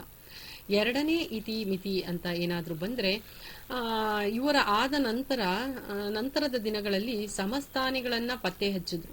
ಸಮಸ್ಥಾನಿ ಅಂದ್ರೆ ನಿಮಗೆ ಗೊತ್ತಿರ್ಬೋದು, ಹೈಡ್ರೋಜನ್ಗೆ 3 ಸಮಸ್ಥಾನಿಗಳಿದೆ, ಕಾರ್ಬನ್ಗೆ 4 ಸಮಸ್ಥಾನಿಗಳಿದೆ. ಈ ರೀತಿಯಾಗಿ ಸಮಸ್ಥಾನಿಗಳು ಇರೋದು ಹೈಡ್ರೋಜನ್, ಡ್ಯೂಟೀರಿಯಂ, ಟ್ರೀಶಿಯಂ ಅಂತ ಹೇಳ್ತಾರಲ್ಲ ಅದು. ಸೊ ಇಲ್ಲಿ ಸಮಸ್ಥಾನಿಗಳನ್ನ ಮುಂದೆ ಪತ್ತೆ ಹಚ್ಚಿದ್ರು. ಫಾರ್ ಎಕ್ಸಾಂಪಲ್ ಹೈಡ್ರೋಜನ್ಗೆ ಅಂದ್ರೆ 1H1, 1H2, 1H3 ಅಂತ ಹೇಳ್ಬಿಟ್ಟು ನೀವು ಕಲ್ತಿರ್ಬೋದು ಅಂತ ಅನ್ಕೊಳ್ತೀನಿ ಸಮಸ್ಥಾನಿಗಳ ಬಗ್ಗೆ. ನೋಡಿ ಇಲ್ಲಿ ಏನಾಗುತ್ತೆ ಅಂದ್ರೆ ಪರಮಾಣು ರಾಶಿ ಏನಾಯ್ತು, ಬೇರೆ ಬೇರೆ ಆಯ್ತು, ಆದ್ರೆ ಪರಮಾಣು ಸಂಖ್ಯೆ ಒಂದೇ ಇದೆ. ಸೊ ಈ ರೀತಿಯಾಗಿ ಹೈಡ್ರೋಜನ್ ನಲ್ಲೇ ಪರಮಾಣು ರಾಶಿ ಬೇರೆ ಬೇರೆ ಇರುವಂತದ್ದು ಸಿಕ್ಬಿಡ್ತು. ಆಗ ಅವರಿಗೆ ಇವುಗಳನ್ನ ಐಸೋಟೋಪ್ ಅಂತ ಹೇಳ್ತಾರೆ. ಆ ಐಸೋಟೋಪ್ ಅನ್ನ ಎಲ್ಲಿ ಇಡಬೇಕು ಅನ್ನುವಂತಹ ಒಂದು ಕನ್ಫ್ಯೂಷನ್ ಬಂತು. ನಂತರ ಬಂದಂತಹ ಸಮಸ್ಥಾನಿಗಳ ಪತ್ತೆ ಹಚ್ಚಿದಾಗ ಅವುಗಳ ಲಕ್ಷಣಗಳೆಲ್ಲ ಬೇರೆ ಬೇರೆ, ಒಂದೇ ರೀತಿಯ ರಾಸಾಯನಿಕ ಲಕ್ಷಣ, ಆದ್ರೆ ಅದು ಪರಮಾಣು ರಾಶಿ ಮಾತ್ರ ಬೇರೆ ಬೇರೆ ಇರೋದನ್ನ ಕಂಡಿಡಿದಾಗ ಅವ್ರಿಗೆ ಕನ್ಫ್ಯೂಷನ್ ಆಯ್ತು, ಎಲ್ಲಿ ಇಡಬೇಕು ಸಮಸ್ಥಾನಿಗಳನ್ನ ಅಂತ ಹೇಳ್ಬಿಟ್ಟು. ಸೊ ಈ ಸಮಸ್ಥಾನಿಗಳ ಆವಿಷ್ಕಾರದಿಂದ ಮೆಂಡಲೀವ್ದು ಸವಾಲಾಗೋಯ್ತು ಕೋಷ್ಟಕ. ನಂತರ ಬಂದ್ರೆ ಎಲ್ಲ ಪರಮಾಣು ರಾಶಿಗಳನ್ನ ಏರಿಕೆ ಕ್ರಮದಲ್ಲಿ ಬರೆದ್ರು. ಮತ್ತೆ ಮಧ್ಯದಲ್ಲಿ ಖಾಲಿ ಜಾಗ ಬಿಟ್ರು ಅಂತ ಹೇಳಿದ್ವಿ. ಸೊ ಎಷ್ಟು ಖಾಲಿ ಜಾಗ ಬಿಟ್ರು, ಮಧ್ಯದಲ್ಲಿ ಎಷ್ಟು ಧಾತುಗಳನ್ನ ಆವಿಷ್ಕರಿಸಬಹುದು ಮುಂದೆ ಅನ್ನೋದು ಊಹಿಸೋದಕ್ಕೆ ಸಾಧ್ಯ ಆಗ್ಲಿಲ್ಲ. 2 ಧಾತುಗಳಿದೆ ಇಲ್ಲಿ ಅಂತ ಹೇಳಿದ್ರೆ ಅವೆರಡರ ಮಧ್ಯೆ ಇನ್ನೆಷ್ಟು ಧಾತುಗಳನ್ನ ಊಹಿಸಬಹುದು, ಆವಿಷ್ಕಾರ ಮಾಡಬಹುದು ಅವರು ಅನ್ನೋದು ಅದು ಸಾಧ್ಯ ಆಗಿಲ್ಲ. ಇದು 3ನೆಯ ಇತಿಮಿತಿ.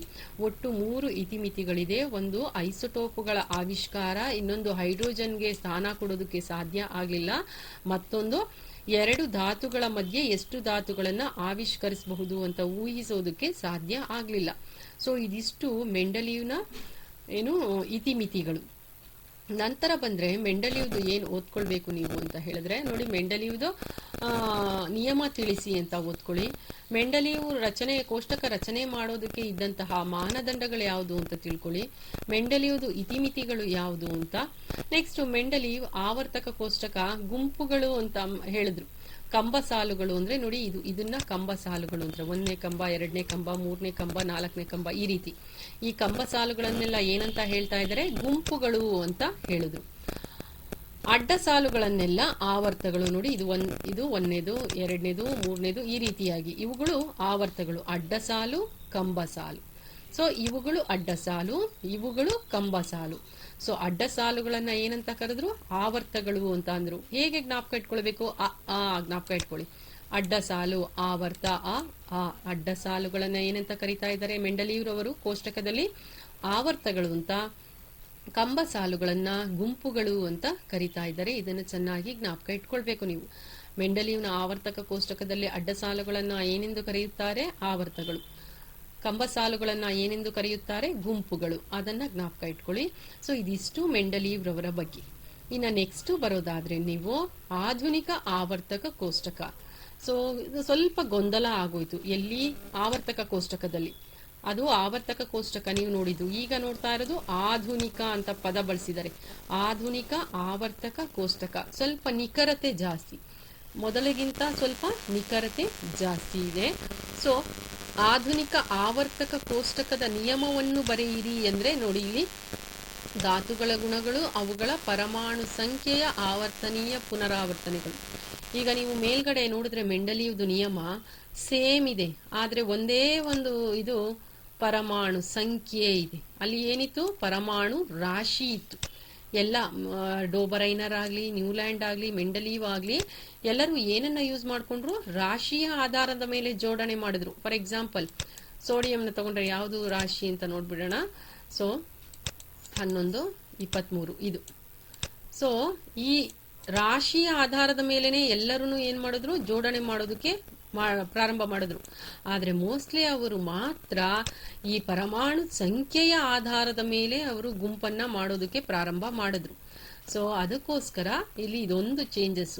ಅಲ್ಲಿ ಧಾತುಗಳ ಗುಣಗಳು ಅವುಗಳ ಪರಮಾಣು ರಾಶಿಯ ಆವರ್ತನೀಯ ಪುನರಾವರ್ತನೆಗಳು ಅಂತ ಮೆಂಡಲಿಯುದ್ರಲ್ಲಿ ಬಂದ್ರೆ, ಧಾತುಗಳ ಗುಣಗಳು ಅವುಗಳ ಪರಮಾಣು ಸಂಖ್ಯೆಯ ಆವರ್ತನೀಯ ಪುನರಾವರ್ತನೆಗಳು ಅಂತ ಇಲ್ಲಿ ಬರುತ್ತೆ ನಿಮಗೆ.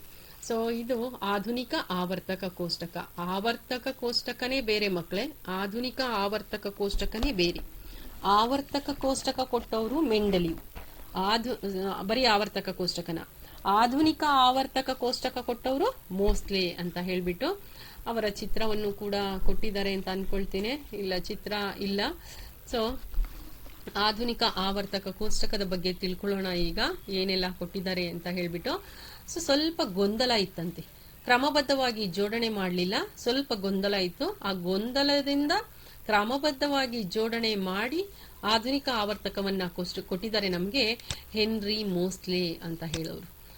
ಸೊ ಅವರು ಏನನ್ನ ತಗೊಂಡ್ರು, ಆಧಾರವಾಗಿ ಪರಮಾಣು ಸಂಖ್ಯೆಯನ್ನ ಆಧಾರವಾಗಿ ಇಟ್ಕೊಂಡು ಅದರ ಮೂಲಭೂತ ಲಕ್ಷಣದ ಆಧಾರದ ಮೇಲೆ ಅವರು ನಮಗೆ ವರ್ಗೀಕರಣವನ್ನ ಮಾಡಿದ್ದಾರೆ. ಇಂದಿಗೂ ಕೂಡ ನಾವು ಆಧುನಿಕ ಆವರ್ತಕ ಕೋಷ್ಟಕವನ್ನೇ ನಾವು ಯೂಸ್ ಮಾಡ್ತಾ ಇರೋದು, ಬಳಕೆಗೆ ಮಾಡ್ತಾ ಇರೋದು. ನೀವೀಗ ಕೆಳಗಡೆ ಸ್ಟಾರ್ಟಿಂಗ್ ಫಸ್ಟೇ ತೋರಿಸಿದ್ನಲ್ಲ, ಅದು ಆಧುನಿಕ ಆವರ್ತಕ ಕೋಷ್ಟಕ ಅಂತ ಹೇಳ್ಬಿಟ್ಟು. ಸೊ ಅವುಗಳ ಪರಮಾಣು ಸಂಖ್ಯೆಯ ಆಧಾರದ ಮೇಲೆ ಏರಿಕೆ ಕ್ರಮದಲ್ಲಿ ಬರೆದಾಗ ಆಧುನಿಕ ಆವರ್ತಕ ಕೋಷ್ಟಕ ನಮಗೆ ದೊರೆಯುತ್ತೆ. ಇದುವರೆಗೂ ಮಾಡಿದ್ದವರೆಲ್ಲ ಪರಮಾಣು ರಾಶಿಯನ್ನು ತಗೊಂಡು ಮಾಡಿದ್ರು. ಆದ್ರೆ ಮೋಸ್ಟ್ಲಿ ನೋಡಿ, ಬಹಳ ಚಿಕ್ಕ ವಯಸ್ಸಿನಲ್ಲೇ ಅವರು ಸಾಧನೆಯನ್ನ ಮಾಡಿದ್ದಾರೆ. ಪರಮಾಣು ಸಂಖ್ಯೆಯನ್ನ ತಗೊಂಡು ಅವರು ಆಧುನಿಕ ಆವರ್ತಕ ಕೋಷ್ಟಕವನ್ನ ಕೊಟ್ಟಿದ್ದಾರೆ ನಮಗೆ. ಸೊ ಆಧುನಿಕ ಆವರ್ತಕ ಕೋಷ್ಟಕದ ನಿಯಮವನ್ನ ತಿಳ್ಕೊಂಡ್ರಿ, ಇದೇ ಅದರ ನಿಯಮ. ನೀವು ಬೈ ಹಾರ್ಟ್ ಮಾಡ್ಕೊಳ್ಳಿ ಅಥವಾ ಪ್ರಾಕ್ಟೀಸ್ ಮಾಡ್ಕೊಳ್ಳಿ. ಆಧುನಿಕ ಆವರ್ತಕ ಕೋಷ್ಟಕದಲ್ಲಿ ಏನೇನು ಇತಿಮಿತಿ ಇದೆಯಾ ಅಥವಾ ಏನೇನು ಚರ್ಚೆ ಇದೆ ಅಂತ ಅನ್ಬಿಟ್ಟು ನೋಡೋಣ. ಆಧುನಿಕ ಆವರ್ತಕ ಕೋಷ್ಟಕದಲ್ಲಿ ಮುಖ್ಯವಾಗಿ ಅವರು ಹೇಳೋ ಅಂತದ್ದೇನು ಅಂತ ಹೇಳಿದ್ರೆ, ಏನು ಆವರ್ತಕ ಕೋಷ್ಟಕದಲ್ಲಿ ಇತಿಮಿತಿ 3 ಇತ್ತಲ್ಲ, ಅದರ ಬಗ್ಗೆ ಕಾನ್ಸಂಟ್ರೇಟ್ ಮಾಡಿಬಿಟ್ರು. ಸೊ ಹೈಡ್ರೋಜನ್ ಬಗ್ಗೆ ಮೊದಲು ಕಾನ್ಸಂಟ್ರೇಟ್ ಮಾಡಿದ್ರು. ಹೈಡ್ರೋಜನ್ ನ ಎಲ್ಲಿ ಇಡಬೇಕು ಅಂತ ಕನ್ಫ್ಯೂಷನ್ ಇತ್ತು ಮೆಂಡಲೀವ್ಗೆ, ಅದನ್ನ ಇವರು ಸರಿಪಡಿಸಿದ್ರು. ಸೊ ಆಧುನಿಕ ಆವರ್ತಕ ಕೋಷ್ಟಕದಲ್ಲಿ 18 ಕಂಬ ಸಾಲುಗಳಿರುತ್ತೆ. ಎಷ್ಟು ಕಂಬ ಸಾಲು, ಇದು ಜ್ಞಾಪಕ ಇಟ್ಕೊಳ್ಬೇಕು. ಎಷ್ಟು ಕಂಬ ಸಾಲಿರುತ್ತೆ ಆಧುನಿಕ ಆವರ್ತಕ ಕೋಷ್ಟಕದಲ್ಲಿ? 18 ಕಂಬ ಸಾಲುಗಳಿದ್ದು ಅವುಗಳನ್ನ ಗುಂಪುಗಳು ಅಥವಾ ವರ್ಗಗಳು ಅಂತಾರೆ. 18 ಗುಂಪು ಅಥವಾ 18 ವರ್ಗಗಳು. ನೆಕ್ಸ್ಟ್ ಅದರಲ್ಲಿ 7 ಅಡ್ಡ ಸಾಲುಗಳು ಅಥವಾ 7 ಆವರ್ತಗಳು ಇದೆ. ಸೊ ಆಧುನಿಕ ಆವರ್ತಕ ಕೋಷ್ಟಕದಲ್ಲಿ ಎಷ್ಟು ಗುಂಪುಗಳು, ಎಷ್ಟು ಆವರ್ತಗಳಿದೆ? 7 ಅಡ್ಡ ಸಾಲುಗಳು. ಅಂದ್ರೆ ಅಡ್ಡ ಸಾಲುಗಳನ್ನ ಆವರ್ತಗಳೆಂದು, ಕಂಬ ಸಾಲನ್ನು ಗುಂಪೆಂದು ಅಂತ ನೀವಲ್ಲೇ ಮೆಂಡಲೀವ್ ಇದ್ರಲ್ಲಿ ಓದಿದ್ದೀರಾ. ಸೊ ಎಷ್ಟಿತ್ತು ಅಂತ ಅಲ್ಲಿ ಹೇಳಿಲ್ಲ, ಬರೀ ವರ್ಗ ಇದೆ, ಗುಂಪಿದೆ ಅಷ್ಟೇ ಹೇಳಿದ್ರು. ಇವ್ರು ಸರಿಯಾಗಿ ಜೋಡಣೆ ಮಾಡಿದ್ರಲ್ಲ, ಅದಕ್ಕೋಸ್ಕರ ಇವರು 18 ವರ್ಗಗಳಿದೆ, 7 ಆವರ್ತಗಳಿದೆ ಅಂತ ಇವರು ಕರೆಕ್ಟ್ ಆಗಿ ಅಂಶವನ್ನ ಕೊಟ್ಟಿದ್ದಾರೆ. ಸೊ ಇದನ್ನ ಜ್ಞಾಪಕ ಇಟ್ಕೊಂಡಿರ್ಬೇಕು. ಆಧುನಿಕ ಆವರ್ತ ಕೋಷ್ಟಕದಲ್ಲಿ ಎಷ್ಟು ವರ್ಗ ಅಥವಾ ಗುಂಪುಗಳಿದೆ? 18. ಎಷ್ಟು ಆವರ್ತಗಳಿದೆ? 7 ಆವರ್ತಗಳು ಅಥವಾ 7 ಅಡ್ಡ ಸಾಲುಗಳಿದೆ ಅಂತ ಹೇಳಬಹುದು. ನೀವು ಅಲ್ಲಿ ಅದನ್ನ ನೋಡ್ಲೂಬಹುದು ಕೂಡ. ಸೊ ಇಲ್ಲಿ ಕೋಷ್ಟಕವನ್ನ ನೋಡಿದ್ರೆ, ಸೊ ಆಗ್ಲೇ ಕೋಷ್ಟಕ ಮಧ್ಯದಲ್ಲಿ ಎಲ್ಲೋ ಕಂಡು ಬರುತ್ತೆ. ಈ ಕೋಷ್ಟಕ ನೋಡಿದ್ರೆ ನೀವು 7 ನೋಡಿ, ಇಲ್ಲಿ ಅಡ್ಡ ಸಾಲುಗಳು 7, 1 2 3 4 5 6 7. ಸೊ 7 ಅಡ್ಡ ಸಾಲುಗಳು. ಸೊ ವರ್ಗಗಳು ನೋಡಿ 18 ಇದೆ. ಒಂದರ ನಂತರ ಅದು ಬರ್ಕೊಂಡು ಹೋಗಿದರೆ ಇಲ್ಲೇನೆ 18 ವರ್ಗಗಳಿದೆ ಅಥವಾ ಗುಂಪುಗಳಿದೆ ಅಂತ ನೀವು ಹೇಳಬಹುದು ಆಧುನಿಕ ಆವರ್ತ ಕೋಷ್ಟಕ. ನಂತರ ವೇಲೆನ್ಸಿಯ ಆಧಾರದ ಮೇಲೆ ಯಾವ ವರ್ಗದಲ್ಲಿದೆ, ಯಾವ ಆವರ್ತದಲ್ಲಿದೆ ಅಂತ ಹೇಗೆ ಕಂಡುಹಿಡಿಯೋದು? ಫಾರ್ ಎಕ್ಸಾಂಪಲ್ ಸೋಡಿಯಂನ ತಗೊಳ್ಳೋಣ. ಸೋಡಿಯಂದು ಪರಮಾಣು ಸಂಖ್ಯೆ 11. ಇದನ್ನ ನಾವು ಬರೆದಾಗ, ಎಲೆಕ್ಟ್ರಾನ್ ವಿನ್ಯಾಸವನ್ನ ಬರೆದಾಗ 1:. ಸೊ ಎಲೆಕ್ಟ್ರಾನ್ ವಿನ್ಯಾಸ ಹೋದ ವರ್ಷನೇ ನೀವು ಕಲ್ತಿರ್ಬೇಕು ಮಕ್ಕಳೇ. ಸೊ 2:, 2:, 2p6, 3s1 ಅಲ್ವಾ? ಇದರ ಎಲೆಕ್ಟ್ರಾನ್ ವಿನ್ಯಾಸ ನೋಡಿ, 2, 2, 4, 6, 10, 11 ಸರಿಯಾಗಿದೆ. ಸೊ ಈ ರೀತಿ ಎಲೆಕ್ಟ್ರಾನ್ ವಿನ್ಯಾಸ ನೀವು ಬರೆಯೋದು ಕಲ್ತ್ಕೊಂಡ್ರೆ ಇದು ಯಾವ ಆವರ್ತದಲ್ಲಿದೆ, ಯಾವ ಗುಂಪಿನಲ್ಲಿದೆ ಅಂತ ಕೂಡ ನೀವು ಹೇಳ್ಬಹುದು. ಫಾರ್ ಎಕ್ಸಾಂಪಲ್ ನೋಡಿ, ಇಲ್ಲಿ ಪಕ್ಕದಲ್ಲಿ ಇದೆಯಲ್ಲ, ಲಾಸ್ಟ್ ಇದನ್ನ ತಗೊಳ್ಬೇಕಾಗುತ್ತೆ ನೀವು. ಲಾಸ್ಟ್ ಇದು 3s1 ಅಂತ ಈ ರೀತಿ ಎಲೆಕ್ಟ್ರಾನಿಕ್ ಕಾನ್ಫಿಗರೇಷನ್ ನೀವು ಬರ್ಕೊಂಡು ಈ ತರ ಲಾಸ್ಟ್ ವನ್ನ ತಗೊಂಡ್ರೆ ನೋಡಿ, ಮೂರನೇ ಆವರ್ತದಲ್ಲಿದೆ, ಒಂದನೇ ಗುಂಪಿನಲ್ಲಿ. ಇದು ಆವರ್ತವನ್ನ ಸೂಚಿಸುತ್ತೆ, ಇದು ಗುಂಪನ್ನ ಸೂಚಿಸುತ್ತೆ. ಮೂರನೇ ಆವರ್ತದಲ್ಲಿದೆ, ಇದು ಒಂದನೇ ಗುಂಪಿನಲ್ಲಿದೆ ಅಂತ ಹೇಳ್ಬೋದು. ನೋಡೋಣ, ಫಾರ್ ಎಕ್ಸಾಂಪಲ್ ಸೋಡಿಯಂ ಕರೆಕ್ಟ್ ಆಗಿದೆಯಾ ಅಂತ ಹೇಳ್ಬಿಟ್ಟು. ಸೋಡಿಯಂ ನೋಡಿ, ಇಲ್ಲಿ ಸೋಡಿಯಂ ಮೂರನೇ ಆವರ್ತ ನೋಡಿ, ಇದು ಆವರ್ತಗಳು ಮೂರನೇ ಆವರ್ತದಲ್ಲಿದೆ. Very good. ಸೊ ನೆಕ್ಸ್ಟ್ ಒಂದನೇ ಗುಂಪಿನಲ್ಲಿದೆ. ಗುಂಪು ನೋಡಿ, ಎಷ್ಟನೇ ಗುಂಪು ಇದು? ಒಂದನೇ ಗುಂಪು, ಸೋಡಿಯಂ ಇದೆ. ಫಾರ್ ಎಕ್ಸಾಂಪಲ್ ಬೇರೆದನ್ನ ನೀವು ತಗೊಳ್ಬಹುದು. 12 ತಗೊಳ್ಳಿ, ಮೆಗ್ನೀಷಿಯಂ 12 ಅಂತ ತಗೊಳ್ಳಿ. 12 ಅಂತ ತಗೊಂಡಾಗ ನೀವು ಅದನ್ನು ನೀವು electronic configuration ಬರಿಬೇಕಾಗುತ್ತೆ. 1s2 2s2 2p6. So ಇದು ಬರೆಯೋದು ಕಲ್ತಿರ್ಬೇಕು ಮಕ್ಕಳೇ, ಈಗ ಬರೆಯೋಕ್ಕೆ ಪ್ರಾರಂಭ ಮಾಡೋದಲ್ಲ. 3s2 ಅಂತ ಬರುತ್ತೆ ನೋಡಿ, ಪ್ರತಿಯೊಂದು ಇದರಲ್ಲೂ 1s2 2s2 2p6 3s2. So ಕೊನೆಯದನ್ನ ತಗೊಳ್ಬೇಕು. ಇದು ಎಲೆಕ್ಟ್ರಾನಿಕ್ ವಿನ್ಯಾಸ ಇದ್ರದ್ದು, mgದು. ಸೊ ಇದು ಮೂರನೇ ಆವರ್ತ, ಎರಡನೇ ಗುಂಪು. ನೋಡೋಣ, ಮೂರನೇ ಆವರ್ತ 1 2 3. ಮೂರನೇ ಆವರ್ತ ಎರಡನೇ ಗುಂಪು ಅಂದ್ರೆ ನೋಡಿ ಇಲ್ಲಿದೆ. ಸೊ ಮೂರನೇ ಆವರ್ತ ಎರಡನೇ ಗುಂಪಿನಲ್ಲಿ ಮೆಗ್ನೀಷಿಯಂ ಇದೆ. ಈ ರೀತಿಯಾಗಿ ನೀವು ಈ ಧಾತುಗಳನ್ನ ಕೊಟ್ಟು ಅವರು ಯಾವ ಆವರ್ತ ಯಾವ ಗುಂಪಿನಲ್ಲಿದೆ ಅಂತ ಕೇಳಿದ್ರೆ ಸುಲಭವಾಗಿ ಎಲೆಕ್ಟ್ರಾನ್ ವಿನ್ಯಾಸ ಬರೆಯುವುದರ ಮೂಲಕ ಹೇಳಬಹುದು. ಇದು ಆವರ್ತವನ್ನ ಸೂಚಿಸುತ್ತೆ, ಇದು ಗುಂಪನ್ನ ಸೂಚಿಸುತ್ತೆ ಮಕ್ಕಳೇ. ಈ ಪ್ರಶ್ನೆಯನ್ನು ಅವರು ಕೇಳಬಹುದು, ಯಾವ ಆವರ್ತದಲ್ಲಿ ಇದೆ, ಯಾವ ಗುಂಪಿನಲ್ಲಿ ಬರುತ್ತೆ ಅದು ಅಂತ ಹೇಳ್ಬಿಟ್ಟು. ಸೊ ಇಲ್ಲಿ ಕೊಟ್ಟಿದ್ದಾರೆ, ಒಂದೇ ಸಂಖ್ಯೆಯ ಕವಚಗಳನ್ನು ಆಕ್ರಮಿಸಿಕೊಂಡಿರುವ ಬೇರೆ ಬೇರೆ ಧಾತುಗಳ ಪರಮಾಣುಗಳನ್ನು ಒಂದೇ ಆವರ್ತದಲ್ಲಿ ಇರಲಾಗಿದೆ ಎಂದು ನಾವು ಹೇಳಬಹುದು. ಈಗ ಒಂದೇ ಆವರ್ತದಲ್ಲಿ ಇಷ್ಟೆಲ್ಲವನ್ನು ಇಟ್ಟಿದ್ದಾರೆ ಅಂತ ಹೇಳ್ತಾ ಇದ್ದಾರೆ. ಯಾಕೆ ಅಂತಂದ್ರೆ KLM ಕವಚದಲ್ಲೇ ಹಂಚಿಕೆ ಆಗಿದೆ ಇವುಗಳು ಅಂತ ಅನ್ಬಿಟ್ಟು. ಇವುಗಳ ಎಲೆಕ್ಟ್ರಾನ್ಗಳು KLM ಕವಚಗಳಲ್ಲಿ ಹಂಚಿಕೆ ಆಗಿರೋದ್ರಿಂದ ಇವುಗಳನ್ನ ಮೂರನೇ ಆವರ್ತಕ್ಕೆ ಸೇರಿಸಿದ್ದಾರೆ ಅಂತ ಹೇಳ್ಬಿಟ್ಟು. ಸೊ ನಂತರ ಬಂದ್ರೆ ನಿಮಗೆ ಇವುಗಳ ಬಗ್ಗೆ ಇನ್ನೇನು ಕೊಟ್ಟಿದ್ದಾರೆ ಅಂತ ಹೇಳಿದ್ರೆ, ಮೊದಲನೇ ಎರಡನೇ ಮೂರನೇ ಹಾಗೂ ನಾಲ್ಕನೇ ಆವರ್ತಗಳಲ್ಲಿ ಎಷ್ಟು ಧಾತುಗಳಿವೆ? ಸೊ ಆವರ್ತದಲ್ಲಿ ಅವರು ಕೇಳ್ತಾರೆ, 1 2 3 4 ಇವುಗಳಲ್ಲಿ ಆವರ್ತಗಳಲ್ಲಿ ಎಷ್ಟು ಧಾತುಗಳಿವೆ ಅಂತ ಹೇಳ್ಬಿಟ್ಟು ಅದನ್ನ ನೀವು ಮೊದಲನೇ ನೋಡಿ 2n² ಸೂತ್ರವನ್ನ ಬಳಸಿ ಮಾಡಬೇಕಾಗುತ್ತೆ. 2n², n ಅಂದ್ರೆ ನಂಬರ್ ಆಫ್ ನಂಬರ್ಸ್ ಅಂತ ತಿಳ್ಕೊಳ್ಬಹುದು, ಕವಚಗಳ ಸಂಖ್ಯೆ ಅಂತ ಅನ್ಬಿಟ್ಟು. ಸೊ ಇದು ಒಂದನೇ ಕವಚ, ಎರಡನೇ ಮೂರನೇ ನಾಲ್ಕನೇ. ಸೊ ಈ n ಜಾಗದಲ್ಲಿ 1 2 3 4 ಅಂತ ಹೇಳಿದ್ರೆ ಮೊದಲನೇ ಲಕ್ಷಣ ಅದರಲ್ಲಿ ಎಷ್ಟು ಆವರ್ತ ಇದೆ, ಎಷ್ಟು ಗುಂಪುಗಳಿದೆ ಅಂತ ಹೇಳಬೇಕು. ಸೊ 7 ಅಡ್ಡ ಸಾಲುಗಳನ್ನ ಆವರ್ತಗಳೆಂದು ಮತ್ತು 18 ವರ್ಗಗಳು ಇದೆ ಅಂತ ಹೇಳೋದು ಮೊದಲನೇದ. ಇದನ್ನ ಹೇಳಿ ನೀವು. ನೆಕ್ಸ್ಟ್ ಬಂದ್ರೆ 18ನೇ ವರ್ಗದ ಧಾತು, 18ನೇ ವರ್ಗ ಲಾಸ್ಟ್ ಇದೆಯಲ್ಲ, 18ನೇ ವರ್ಗದ ಧಾತುಗಳ ವೇಲೆನ್ಸಿ 0 ಆಗಿರುತ್ತೆ. ಅದಕ್ಕೋಸ್ಕರ ಅದನ್ನ 0, ಇದು ತುಂಬಾ ಇಂಪಾರ್ಟೆಂಟ್, 0 ವರ್ಗ ಅನ್ನುವಂಥದ್ದು. ಯಾಕೆ ಅಂದ್ರೆ ಅದರ ವೇಲೆನ್ಸಿ 0 ಆಗಿರುತ್ತಂತೆ. 18ನೇ ವರ್ಗವನ್ನ ನಾವು ನೋಡಿದಾಗ ನೋಡಿ, ಇವು 18ನೇ ವರ್ಗ, helium, neon, organ, krypton, xenon, Radeon ಅಂತ ಹೇಳ್ತಾರೆ ಇವುಗಳು. ಸೊ ಅನಿಲ್, ಪೆಂಟಿಯಂ ಅಲ್ಲ ಇದು. ಸೊ ಇವುಗಳು helium, neon, organ, krypton, xenon, Radeon ಇವುಗಳು ಏನಿದು 0 ಗುಂಪಿನ ಧಾತುಗಳೆಂದು ಕರೆಯುತ್ತಾರೆ ಏಕೆ? ಅಥವಾ 0 ಗುಂಪಿನ ಧಾತುಗಳು ಯಾವುವು, ಅವುಗಳನ್ನು ಹೆಸರಿಸಿ ಅಂತ ಈ ರೀತಿ ಪ್ರಶ್ನೆ ಕೇಳಬಹುದು. ಸೊ 0 ಗುಂಪಿನ ಧಾತುಗಳು ಎಂದ್ರೆ ಅವುಗಳ ವೇಲೆನ್ಸಿ 0 ಆಗಿರುತ್ತೆ, ಅದನ್ನ 0 ಗುಂಪಿನ ಧಾತುಗಳು ಅಂತ ಹೇಳ್ತಾರೆ. ಮತ್ತೆ ಅವುಗಳನ್ನ ಜಡ ಅನಿಲಗಳು ಅಂತ ಕೂಡ ಕರೀತಾರೆ, ಅಥವಾ ರಾಜ ಅನಿಲಗಳು ಅಂತ ಕೂಡ ಹೇಳ್ತಾರೆ. ಯಾಕೆ ಇದನ್ನ ಜಡ ಅನಿಲಗಳು ಅಂತಾರೆ ಅಂದ್ರೆ ಇದ ಕ್ರಿಯೆಯಲ್ಲಿ ಪಾಲ್ಗೊಳ್ಳೋದಿಲ್ಲ, ಜಡವಾಗಿಯೇ ಇರುತ್ತೆ. ಅದಕ್ಕೆ ಇದನ್ನ ಜಡ ಅನಿಲಗಳು, 18ನೇ ವರ್ಗದ ಧಾತುಗಳನ್ನ ಜಡ ಅನಿಲಗಳು ಎಂದು ಕರೆ.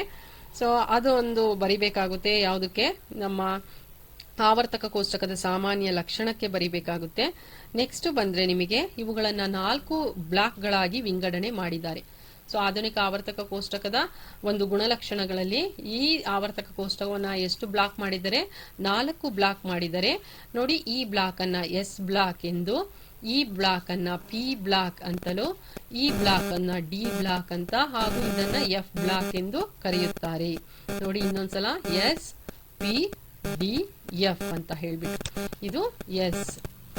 ನೆಕ್ಸ್ಟ್ ಬಂದ್ರೆ ಇದು P, ಇದು D, ಇವುಗಳೆಲ್ಲ ಇದು F ಬ್ಲಾಕ್ ಅಂತ 4 ಗುಂಪುಗಳನ್ನಾಗಿ ಮಾಡಿದರೆ. ಸೊ 1 ಮತ್ತು 2ನೇ ವರ್ಗ ಎಸ್ ಬ್ಲಾಕ್. ಮೂರರಿಂದ 12ನೇ ವರ್ಗದ ತನಕ, 3ರಿಂದ 12ನೇ ವರ್ಗದ ತನಕ ಅವುಗಳೆಲ್ಲವನ್ನು ಡಿ ಬ್ಲಾಕ್ ಅಂತ ಹೇಳ್ತಾರೆ. ಪಿ ಬ್ಲಾಕ್ ಬಂದಾಗ 13ರಿಂದ 18ನೇ ವರ್ಗ. ಇನ್ನು ಕೆಳಗಡೆ ಇರುವಂತದ್ದು ಇವುಗಳೆಲ್ಲ ಎಫ್ ಬ್ಲಾಕ್ ಅಂತ ಹೇಳ್ತಾರೆ. ಇವುಗಳಲ್ಲಿ ಲ್ಯಾಂಥನೈಡ್ಸ್ ಅಂತಾರೆ, ಇದು ಆಕ್ಟಿನೈಡ್ಸ್ ಅಂತ ಹೇಳ್ತಾರೆ. ಈ ಲೈನ್ ಎಲ್ಲ ಲ್ಯಾಂಥನೈಡ್ಸ್, ಇದೆಲ್ಲ ಆಕ್ಟಿನೈಡ್ಸ್ ಅಂತ ಹೇಳ್ತಾರೆ. ನೆಕ್ಸ್ಟ್ ಬಂದ್ರೆ ಇವುಗಳನ್ನ ಸರಣಿ ಧಾತು ಅಂತ ಕೂಡ ಹೇಳ್ತಾರೆ. ಈಗ ಇದರಲ್ಲಿ ಬಂದಿದೆಯಲ್ಲ ಇವುಗಳು ಆಕ್ಟಿನೈಡ್ಸ್ ಗಳಲ್ಲಿ, ಅವುಗಳನ್ನ ಸರಣಿ ಧಾತು ಅಂತಾನೂ ಕೂಡ ಹೇಳ್ತಾರೆ. ನೆಕ್ಸ್ಟ್ ಹೈಡ್ರೋಜನ್ ಮತ್ತೆ ಹೀಲಿಯಂನ ಕ್ರಮವಾಗಿ 1s1 1s2 ಅಂತ ಅಂದ್ಬಿಟ್ಟು ಇಲೆಕ್ಟ್ರಾನ್ ವಿನ್ಯಾಸ ಹೊಂದಿದೆ. ನೋಡಿ, ಇದು ಹೈಡ್ರೋಜನ್ ಮತ್ತೆ ಹೀಲಿಯಂ, ಇದು 1s1 ಮತ್ತು 1s2 ಅಂತ ಇದರ ಎಲೆಕ್ಟ್ರಾನ್ ವಿನ್ಯಾಸವನ್ನು ಹೊಂದಿದೆ. 18ನೇ ವರ್ಗದಲ್ಲಿ ಈ ಜಡ ಅನಿಲಗಳನ್ನ ಸೇರಿಸಿದೆ. ಇವೆಲ್ಲ ಯಾವ್ದ್ರದ್ದು? ಆಧುನಿಕ ಆವರ್ತಕ ಕೋಷ್ಟಕ ರಚನೆ ಮಾಡಬೇಕಾದ್ರೆ ಇಟ್ಕೊಂಡಿದ್ದಂತಹ ಮಾನದಂಡಗಳು ಅಥವಾ ಆಧುನಿಕ ಆವರ್ತಕ ಕೋಷ್ಟಕ ರಚನೆ ಮಾಡಿದಾಗ ಕಂಡು ಬಂದಂತಹ ಸಾಮಾನ್ಯ ಲಕ್ಷಣಗಳು. ಇನ್ನೊಂದ್ಸಲ ಹೇಳ್ತೀನಿ ನೋಡಿ ಬೇಕಂದ್ರೆ. SP-DF ಬ್ಲಾಕ್ ಅಂತ ಮಾಡಿದ್ದಾರೆ. ಸೊ ಇಲ್ಲಿ ಎಫ್ ಬ್ಲಾಕಿನಲ್ಲಿ ಲ್ಯಾಂಥನೈಡ್ಸ್, ಆಕ್ಟಿನೈಡ್ಸ್ ಗಳಿದೆ. ಇಲ್ಲಿ ಜಡ ಅನಿಲಗಳು ಅಥವಾ ರಾಜಾನಿಲಗಳನ್ನ 18ನೇ ವರ್ಗದಲ್ಲಿ ಇಟ್ಟಿದ್ದಾರೆ.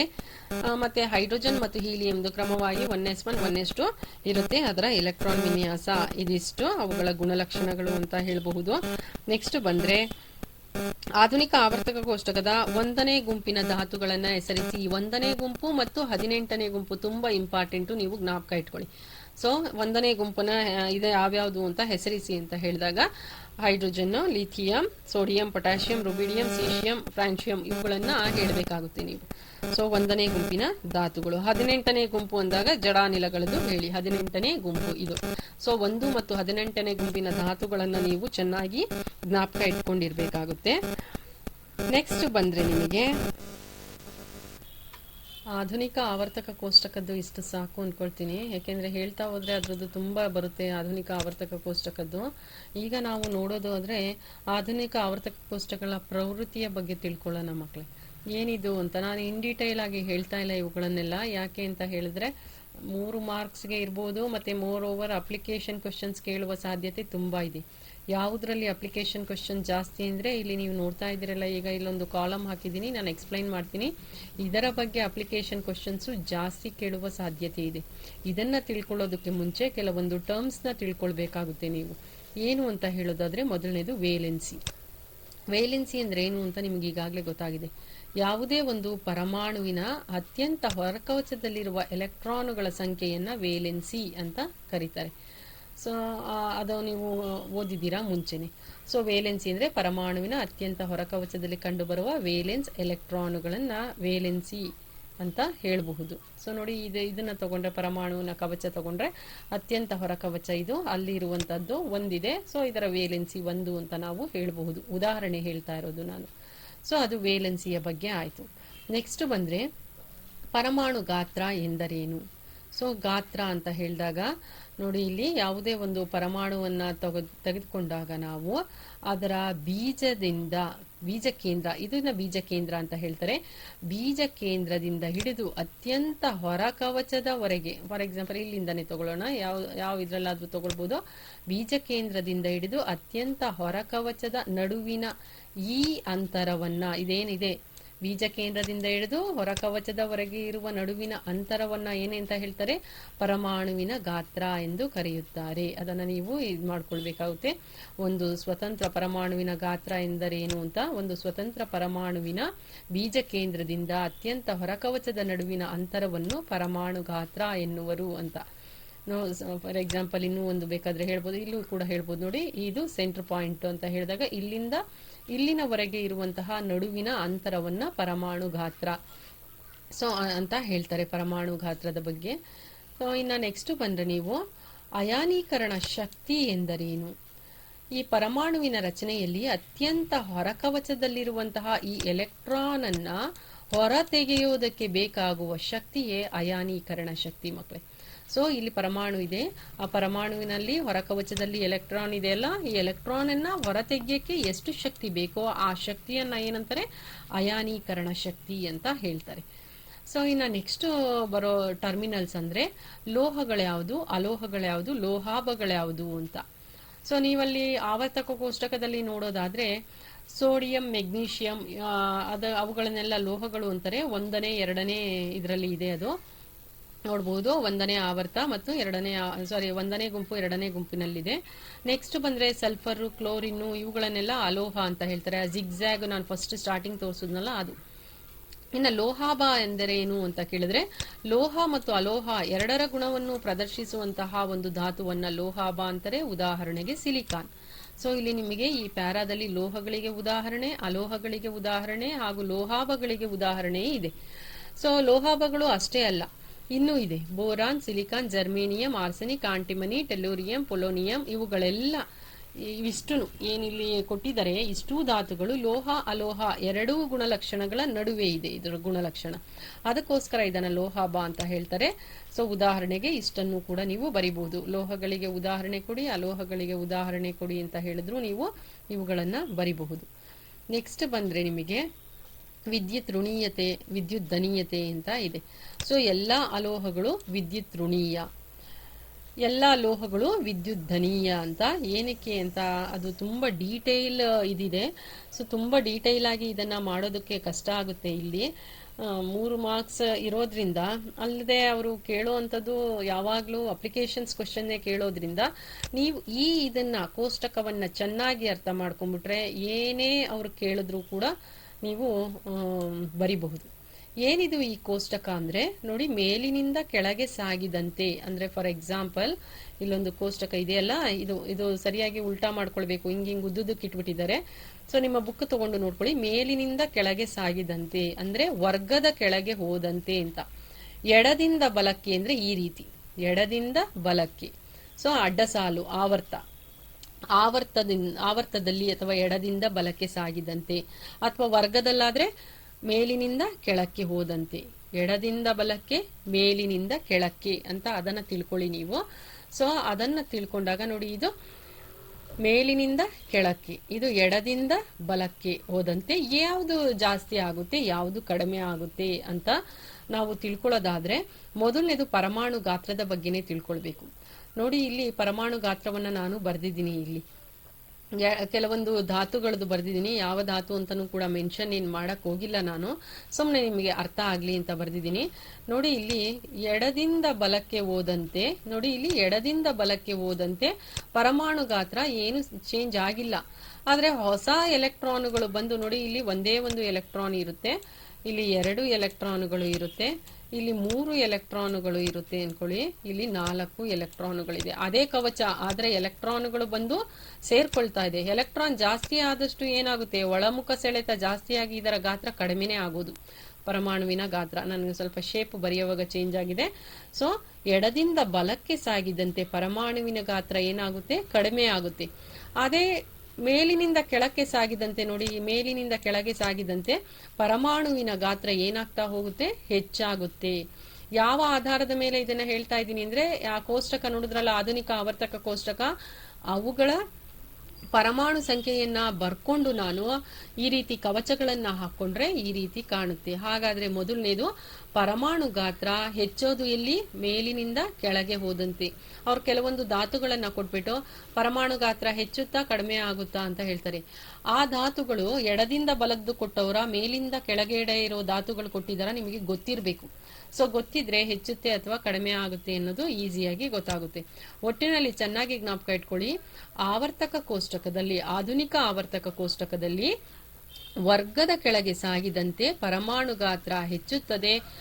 ಎಡದಿಂದ ಬಲಕ್ಕೆ ಅಂದ್ರೆ ಆವರ್ತದ ಕಡೆ ಮುಂದೆ ಸಾಗಿದಂತೆ, ಆವರ್ತದ ಮುಂದೆ ಸಾಗಿದಂತೆ ಪರಮಾಣು ಗಾತ್ರ ಕಡಿಮೆಯಾಗುತ್ತೆ. ನಾನಿಲ್ಲಿ ಬರ್ದಿರೋದು ನಿಮಗೆ ಬರೀ ಹೆಚ್ಚಿರೋದು ಮಾತ್ರ. ಸೊ ಇನ್ನು ನೀವು ಉಲ್ಟಾ ನೀವು ತಿಳ್ಕೊಳ್ಬೇಕು. ಇಲ್ಲಿ ಪರಮಾಣು ಗಾತ್ರ ಹೆಚ್ಚಿದೆ ಅಂದ್ರೆ ಈ ಕಡೆ ಅಂದ್ರೆ ಮೇಲಿನಿಂದ ಕೆಳಗೆ ಹೋದಂತೆ ಪರಮಾಣು ಗಾತ್ರ ಹೆಚ್ಚಿದೆ ಅಂತ ಹೇಳಿದ್ರೆ ನೀವೇನ್ ಮಾಡ್ಬೇಕು, ಎಡದಿಂದ ಬಲಕ್ಕೆ ಸಾಗಿದಂತೆ ಅದು ಕಡಿಮೆ ಆಗುತ್ತೆ. ಮೊದಲನೇದು ನೀವೇ ತಿಳ್ಕೊಳ್ಬೇಕು. ಇದನ್ನ ಬರ್ದಿಲ್ಲ ನಾನು ಕಡಿಮೆ ಆಗಿರೋದನ್ನ, ಯಾವ್ಯಾವ್ದು ಯಾವ ಕಡೆ ಹೆಚ್ಚಿದೆ ಅನ್ನೋದು ಮಾತ್ರ ನಾನು ಬರ್ದಿದ್ದೀನಿ. ಅದನ್ನ ಚೆನ್ನಾಗಿ ಜ್ಞಾಪಕ ಇಟ್ಕೊಳ್ಳಿ. ನೆಕ್ಸ್ಟ್ ಬಂದ್ರೆ ಲೋಹೀಯ ಗುಣ ಹೆಚ್ಚುತ್ತೆ. ವರ್ಗದ ಕೆಳಗೆ ಸಾಗಿದಂತೆಲ್ಲ ಲೋಹೀಯ ಗುಣ ಹೆಚ್ಚುತ್ತೆ. ಆದ್ರೆ ಎಡದಿಂದ ಬಲಕ್ಕೆ ಸಾಗಿದಂತೆ ಲೋಹೀಯ ಗುಣ ಏನಾಗುತ್ತೆ, ಆಟೋಮೆಟಿಕ್ ಆಗಿ ಕಡಿಮೆ ಆಗುತ್ತೆ. ನೆಕ್ಸ್ಟ್ ವಿದ್ಯುತ್ ದನೀಯತೆ, ಮೇಲಿನಿಂದ ಕೆಳಗೆ ಸಾಗಿದಂತೆ ಹೆಚ್ಚುತ್ತೆ, ವಿದ್ಯುತ್ ದನೀಯತೆ. ನೆಕ್ಸ್ಟ್ ಬಂದ್ರೆ ವಿದ್ಯುತ್ ದನೀಯತೆ ಇಲ್ಲೇನಾಗಿರುತ್ತೆ, ಕಡಿಮೆ ಆಗುತ್ತೆ. ಕಡಿಮೆ ಆಗಿರೋದು ನಾನು ಎಲ್ಲೂ ಬರ್ದಿಲ್ಲ, ಎಲ್ಲಿ ಈ ಕಡೆ ಏನೇನು ಹೆಚ್ಚುತ್ತೆ, ಈ ಕಡೆ ಏನೇನು ಹೆಚ್ಚುತ್ತೆ ಅಂತ ಬರ್ದಿದ್ದೀನಿ. ಈ ಕಡೆ ಹೆಚ್ಚೋದೆಲ್ಲ ಈ ಕಡೆ ಏನಾಗಿರುತ್ತೆ, ಕಡಿಮೆ ಇರುತ್ತೆ ಅನ್ನೋದು ನಿಮ್ಮ ತಲೆ ಒಳಗಡೆ ಇರಬೇಕು. ಇನ್ನು ನೆಕ್ಸ್ಟ್ ಬಂದ್ರೆ ಇಲ್ಲಿ ಅಲೋಹೀಯ ಗುಣ ಈ ಕಡೆಯಿಂದ ಈ ಕಡೆಗೆ ಸಾಗಿದಂತೆ ಹೆಚ್ಚುತ್ತೆ. ಹಾಗಾದ್ರೆ ಅಲೋಹೀಯ ಗುಣ ಮೇಲಿನಿಂದ ಕೆಳಗೆ ಹೋದಂತೆ ಏನಾಯ್ತು, ಕಡಿಮೆ ಆಯ್ತು. ಅಯಾನಿಕ ಶಕ್ತಿ ಎಡದಿಂದ ಬಲಕ್ಕೆ ಹೋದಂತೆ ಹೆಚ್ಚುತ್ತಾ ಇದೆ. ಹಾಗಾದ್ರೆ ಇಲ್ಲಿ ಹೆಚ್ಚುತ್ತಾ ಇದೆ ಅಂದ್ರೆ ಇಲ್ಲಿ ಏನಾಗುತ್ತೆ, ಕಡಿಮೆ ಆಗುತ್ತೆ. ವಿದ್ಯುತ್ ಋಣೀಯತೆ ಈ ಕಡೆಯಿಂದ ಈ ಕಡೆ ಸಾಗಿದಾಗ ಹೆಚ್ಚುತ್ತಂತೆ. ಹಾಗಾದ್ರೆ ಮೇಲಿಂದ ಕೆಳಕ್ಕೆ ಸಾಗಿದಂತೆ ವಿದ್ಯುತ್ ಋಣೀಯತೆ ಕಡಿಮೆ ಆಗುತ್ತೆ. ಇದು ತುಂಬಾ ಇಂಪಾರ್ಟೆಂಟ್ ನೀವು ಓದ್ಕೊಳ್ಳೋದಕ್ಕೆ.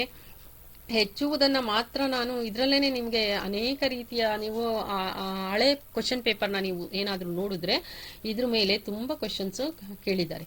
ಸೊ ಇದು ಏನು ಅಂತ ನೋಡೋಣ, ಅಲ್ಲೂ ಕೂಡ ನೋಡೋಣ. ಪರಮಾಣು ಗಾತ್ರ, ಲೋಹೀಯ ಗುಣ ಎಲ್ಲ ನೋಡಿ. ಇಲ್ಲಿ ಆ ಧಾತುಗಳನ್ನ ಕೊಟ್ಬಿಡ್ತಾರೆ. ಸೊ ಈ ಗುಂಪಿನ ಧಾತುಗಳನ್ನ ಕೊಟ್ಟು ಪರಮಾಣು ಗಾತ್ರ ಏನಾಗುತ್ತೆ ಅಂತ ಕೇಳ್ತಾರೆ. ಸೊ ಎಲ್ಲಾದ್ರೂ ಧಾತುಗಳನ್ನ ಈಗ ಅಡ್ಡ ಸಾಲಾದ್ರೂ ಕೊಡ್ಬೋದು, ಹೀಗಾದ್ರೂ ಕೊಡ್ಬೋದು. ಸೊ ಕೆಲವೊಂದು ಧಾತುಗಳನ್ನ ಅವರು ಆರಿಸ್ಕೊಂಡು ಬೋರಾನ್, ಕಾರ್ಬನ್, ನೈಟ್ರೋಜನ್, ಪರಮಾಣು ಗಾತ್ರ ಏನಾಗುತ್ತೆ ನಿಮ್ಗೆ ಈಗ ಆಲ್ರೆಡಿ ಗೊತ್ತೈತೆ. ಮೇಲಿಂದ ಕೆಳಗೋದ್ರೆ ಜಾಸ್ತಿ ಆಗುತ್ತೆ ಪರಮಾಣು ಗಾತ್ರ. ಇವ್ರು ಹಿಂಗಿಂಗ್ ಕೊಟ್ಟಿದ್ದಾರೆ, ಹಾಗಾದ್ರೆ ಪರಮಾಣು ಗಾತ್ರ ಇಲ್ಲಿ ಕಡಿಮೆ ಆಗುತ್ತೆ ಅಂತ ಬರಿಬಹುದು. ಅಯಾನೀಕರಣ ಶಕ್ತಿ ಏನಾಗುತ್ತೆ, ಇದು ಹೆಚ್ಚಾಗುತ್ತೆ. ಅಲೋಹೀಯ ಗುಣ ಏನಾಗುತ್ತೆ, ಹೆಚ್ಚಾಗುತ್ತೆ. ಆ ರೀತಿಯ ಲೋಹೀಯ ಗುಣ ಏನಾಗುತ್ತೆ, ಕಡಿಮೆ ಆಗುತ್ತೆ. ಸೊ ಈ ರೀತಿಯಾಗಿ ವಿದ್ಯುತ್ ದನೀಯತೆ ಏನಾಗುತ್ತೆ, ಕಡಿಮೆ ಆಗುತ್ತೆ. ವಿದ್ಯುತ್ ಋಣೀಯತೆ ಹೆಚ್ಚಾಗುತ್ತೆ. ಆ ಕೋಷ್ಟಕ ಚೆನ್ನಾಗಿ ಜ್ಞಾಪಕ ಇದ್ರೆ ಎಡದಿಂದ ಬಲಕ್ಕೆ ಇದನ್ನ ಉಲ್ಟಾ ಮಾಡ್ಕೊಳ್ಳಿ, ಇದನ್ನ ಅಡ್ಡಡ್ಡ ಇಟ್ಕೊಳ್ಳಿ. ಹಿಂಗೆ ಈ ರೀತಿ ಇಟ್ಬಿಟ್ಟಿದ್ದಾರೆ. ಸೊ ಲ್ಯಾಂಡ್ಸ್ಕೇಪ್ ಅಲ್ಲಿ ಇಟ್ಕೊಂಡು ಇದನ್ನ ನೋಡಿದ್ರೆ ನೀವು ಕರೆಕ್ಟ್ ಆಗಿ ಇಟ್ಕೊಂಡು ನೋಡಿ ಆವರ್ತಕ ಕೋಷ್ಟಕವನ್ನ. ಎಡದಿಂದ ಬಲಕ್ಕೆ ಮತ್ತು ಮೇಲಿನಿಂದ ಕೆಳಗೆ ಅಂತ ಇಟ್ಕೊಂಡು ನೋಡಿದಾಗ ನಿಮಗೆ ಗೊತ್ತಾಗುತ್ತೆ. ಸೊ ಆ ರೀತಿಯಾಗಿ ಇದನ್ನ ಕೇಳ್ತಾರೆ. ಸೊ ಫಾರ್ ಎಕ್ಸಾಂಪಲ್ ಈ ಲೈನ್ ಕೊಟ್ಟಿದ್ದಾರೆ ಅನ್ಕೊಳ್ಳಿ, ಈ ಲೈನ್ ಅನ್ನ ಕೊಟ್ಟಿದ್ದಾರೆ. ಸೊ ಈ ಲೈನ್ ಅನ್ನ ಕೊಟ್ಟಿದಾಗ ನಿಮಗೆ ಈ ಲೈನ್ ಅನ್ನ ಕೊಟ್ಟಿದ್ದಾರೆ ಅಂತ ಹೇಳಿದ್ರೆ ಇದಿಷ್ಟು ಕೊಟ್ಟಿದ್ದಾರೆ ಅಂತ ಹೇಳಿದ್ರೆ ಇದು ಮೇಲಿನಿಂದ ಕೆಳಗೆ ಹೋಯ್ತಲ್ವಾ. ಮೇಲಿನಿಂದ ಕೆಳಗೆ ಹೋದಂತೆ ಯಾವ್ಯಾವ ಗುಣ ಹೆಚ್ಚುತ್ತೆ ಅಂತ ತಿಳ್ಕೊಂಡಿರ್ಬೇಕು ನೀವು. ಲೋಹೀಯ ಗುಣ ಹೆಚ್ಚುತ್ತೆ, ಪರಮಾಣು ಗಾತ್ರ ಹೆಚ್ಚುತ್ತೆ, ವಿದ್ಯುತ್ ಧನೀಯತೆ ಹೆಚ್ಚುತ್ತೆ. ಆ ಮೂರು ಚೆನ್ನಾಗಿ ಜ್ಞಾಪಕ ಇರೋದು ಇಂಪಾರ್ಟೆಂಟು. ಸೊ ಏನೇನು ಹೆಚ್ಚುತ್ತೆ, ಆದ್ರೆ ಈ ಕಡೆಯಿಂದ ಈ ಕಡೆ ಎಡದಿಂದ ಬಲಕ್ಕೆ ಸಾಗಿದಂತೆ ಏನೇನು ಹೆಚ್ಚುತ್ತೆ, ಇದು ಇಲ್ಲಿ ಏನು ಹೆಚ್ಚಿದೆ ಇಲ್ಲಿ ಅವುಗಳು ಕಡಿಮೆ ಆಗುತ್ತೆ ನೋಡಿ. ವಿದ್ಯುತ್ ಋಣೀಯತೆ ಇಲ್ಲಿ ಕಡಿಮೆ ಇದೆ, ಅಲೋಹೀಯ ಗುಣ ಇಲ್ಲಿ ಕಡಿಮೆ ಆಗ್ತಾ ಹೋಗುತ್ತೆ, ಅಯಾನಿಕ ಶಕ್ತಿ ಇಲ್ಲಿ ಕಡಿಮೆ ಆಗ್ತಾ ಹೋಗುತ್ತೆ ಒಂದು ಧಾತುವಿನಿಂದ ಇನ್ನೊಂದು ಧಾತುವಿಗೆ. ಆ ರೀತಿ ನೀವು ತಿಳ್ಕೊಳ್ಬೇಕು, ಬರ್ದಿಲ್ಲ. ಹೆಚ್ಚೋ ಅಂತದ್ ಮಾತ್ರ ಬರ್ದಿದ್ದೀನಿ, ಕಡಿಮೆ ಇರೋದು ಬರ್ದಿಲ್ಲ. ಅದೇ ತರ ವಿದ್ಯುತ್ ದನೀಯತೆ, ಪರಮಾಣು ಗಾತ್ರ, ಲೋಹೀಯ ಗುಣನೂ ಅಷ್ಟೇ. ವಿದ್ಯುತ್ ದನೀಯತೆ ಇಲ್ಲೇನ ಕೊಟ್ಬಿಟ್ರೆ ಕಡಿಮೆ ಆಗುತ್ತದೆ, ಪರಮಾಣು ಗಾತ್ರ ಬರ್ತಾ ಬರ್ತಾ ಕಡಿಮೆ ಆಗ್ತಾ ಹೋಗುತ್ತೆ, ಲೋಹೀಯ ಗುಣ ಕೂಡ ಕಡಿಮೆ ಆಗ್ತಾ ಹೋಗುತ್ತೆ. ಆದ್ರೆ ಇಲ್ಲಿ ಅವುಗಳು ಹೆಚ್ಚುತ್ತೆ ಅಂತ. ಸೊ ಆ ತರ ಇದನ್ನ ಚೆನ್ನಾಗಿ ಜ್ಞಾಪಕ ಇಟ್ಕೊಳ್ಳಿ. ಈ ಟೇಬಲ್ನ ಚೆನ್ನಾಗಿ ಪ್ರಾಕ್ಟೀಸ್ ಮಾಡ್ಕೊಳ್ಳಿ. ಬೇಕು ಅಂತಂದ್ರೆ ಇನ್ನೂ ಒಂದು ನೀವು ಟೇಬಲ್ ಹಾಕೊಂಡು ಕಡಿಮೆದು ಬರ್ಕೊಳ್ಬಹುದು. ಸೊ ಇಲ್ಲಿ ನೀವು ವಿದ್ಯುತ್ ದನೀಯತೆ ವಿದ್ಯುತ್ ದನೀಯತೆ ಇಲ್ಲಿ ನೀವು ಕಡಿಮೆ ಆಗೋದನ್ನ ಬರ್ಕೊಳ್ಬಹುದು. ಇಲ್ಲಿ ಅದ್ರ ಕನ್ಫ್ಯೂಷನ್ ಆಗ್ಬಿಡುತ್ತೆ. ಅದಕ್ಕೆ ನೀವು ಹೆಚ್ಚಿರೋ ಅಂತದ್ ಮಾತ್ರ ಬರ್ಕೊಳ್ಳಿ ಸಾಕು. ಆಗ ಆಟೋಮೆಟಿಕ್ ಆಗಿ ನೀವು ಕಡಿಮೆ ಇರೋದು ಏನು ಅಂತ ಗೊತ್ತಾಗ್ಬಿಡುತ್ತೆ. ಸೊ ಇಲ್ಲಿ 3 ಹೆಚ್ಚುತ್ತೆ, ಇಲ್ಲಿ 3 ಹೆಚ್ಚುತ್ತೆ, ಮೇಲಿನಿಂದ ಕೆಳಗೆ ಹೋದಂತೆ ಇವು 3 ಇದಿಷ್ಟು ಇದೆಯಲ್ಲ, ಇದು ಮೇಲಿನಿಂದ ಕೆಳಗೆ ಹೋದಂತೆ ಏನೆಲ್ಲ ಹೆಚ್ಚುತ್ತೆ. ಅದೇ ಈ ಗುಣಗಳು ಈ ಕಡೆಯಿಂದ ಈ ಕಡೆ ಹೋದ್ರೆ ಏನಾಗ್ತಾ ಇದೆ, ಕಡಿಮೆ ಆಗುತ್ತೆ ಅಂತ ನೀವು ಜ್ಞಾಪಕ ಇಟ್ಕೊಳ್ಬೇಕು. ಇದಿಷ್ಟು ಇವುಗಳ ಬಗ್ಗೆ ವಿವರಣೆ ಕೊಡೋದಕ್ಕೆ ತುಂಬಾ ಟೈಮ್ ಹಿಡಿಯುತ್ತೆ. ಸೊ ಅದಕ್ಕೋಸ್ಕರ ನಾನು ಇನ್ನು 1 ಅವರ್ 2 ಅವರ್ ಬೇಕಾಗುತ್ತೆ. ಇವುಗಳು ವಿದ್ಯುತ್ ಋಣೀಯತೆ ಅಂದ್ರೇನು, ಅಲೋಹೀಯ ಗುಣ ಅಂದ್ರೇನು, ಈ ರೀತಿಯಾಗಿ ಇದನ್ನ ಎಕ್ಸ್ಪ್ಲೈನ್ ಮಾಡೋಕ್ಕೆ 1 ಅವರ್ ಮೇಲಾಗುತ್ತೆ. ಅದಕ್ಕೆ ನಾನು ಅಷ್ಟೊಂದು ಇಂಪಾರ್ಟೆನ್ಸ್ ಏನು ಕೊಟ್ಟಿಲ್ಲ. ಸೊ ಇಲ್ಲೂ ಅಷ್ಟೇ ನಾನು ಆಧುನಿಕ ಆವರ್ತಕ ಕೋಷ್ಟಕನೂ ಅಷ್ಟೇನೆ ತುಂಬಾ ಇಂಪಾರ್ಟೆನ್ಸ್ ಕೊಟ್ಟೇನು ಹೇಳಿಲ್ಲ. ಆಧುನಿಕ ಆವರ್ತಕ ಕೋಷ್ಟಕದಲ್ಲಿ 18 ಕಂಬ ಸಾಲು, 7 ಅಡ್ಡ ಸಾಲು ಇರುತ್ತೆ. ಆ ಕೋಷ್ಟಕದ ನಿಯಮ ಆ ರೀತಿಯಾಗಿ ಅಷ್ಟೇ ಹೇಳಿದ್ದೀನಿ. ಸೊ ನೀವು ಇನ್ನೂ ಹೆಚ್ಚಿನದು ಬೇಕು ಅಂದ್ರೆ ಸ್ಟಡಿ ಮಾಡ್ಕೊಳ್ಬಹುದು. ಎಲ್ಲರಿಗೂ ವಂದನೆಗಳು.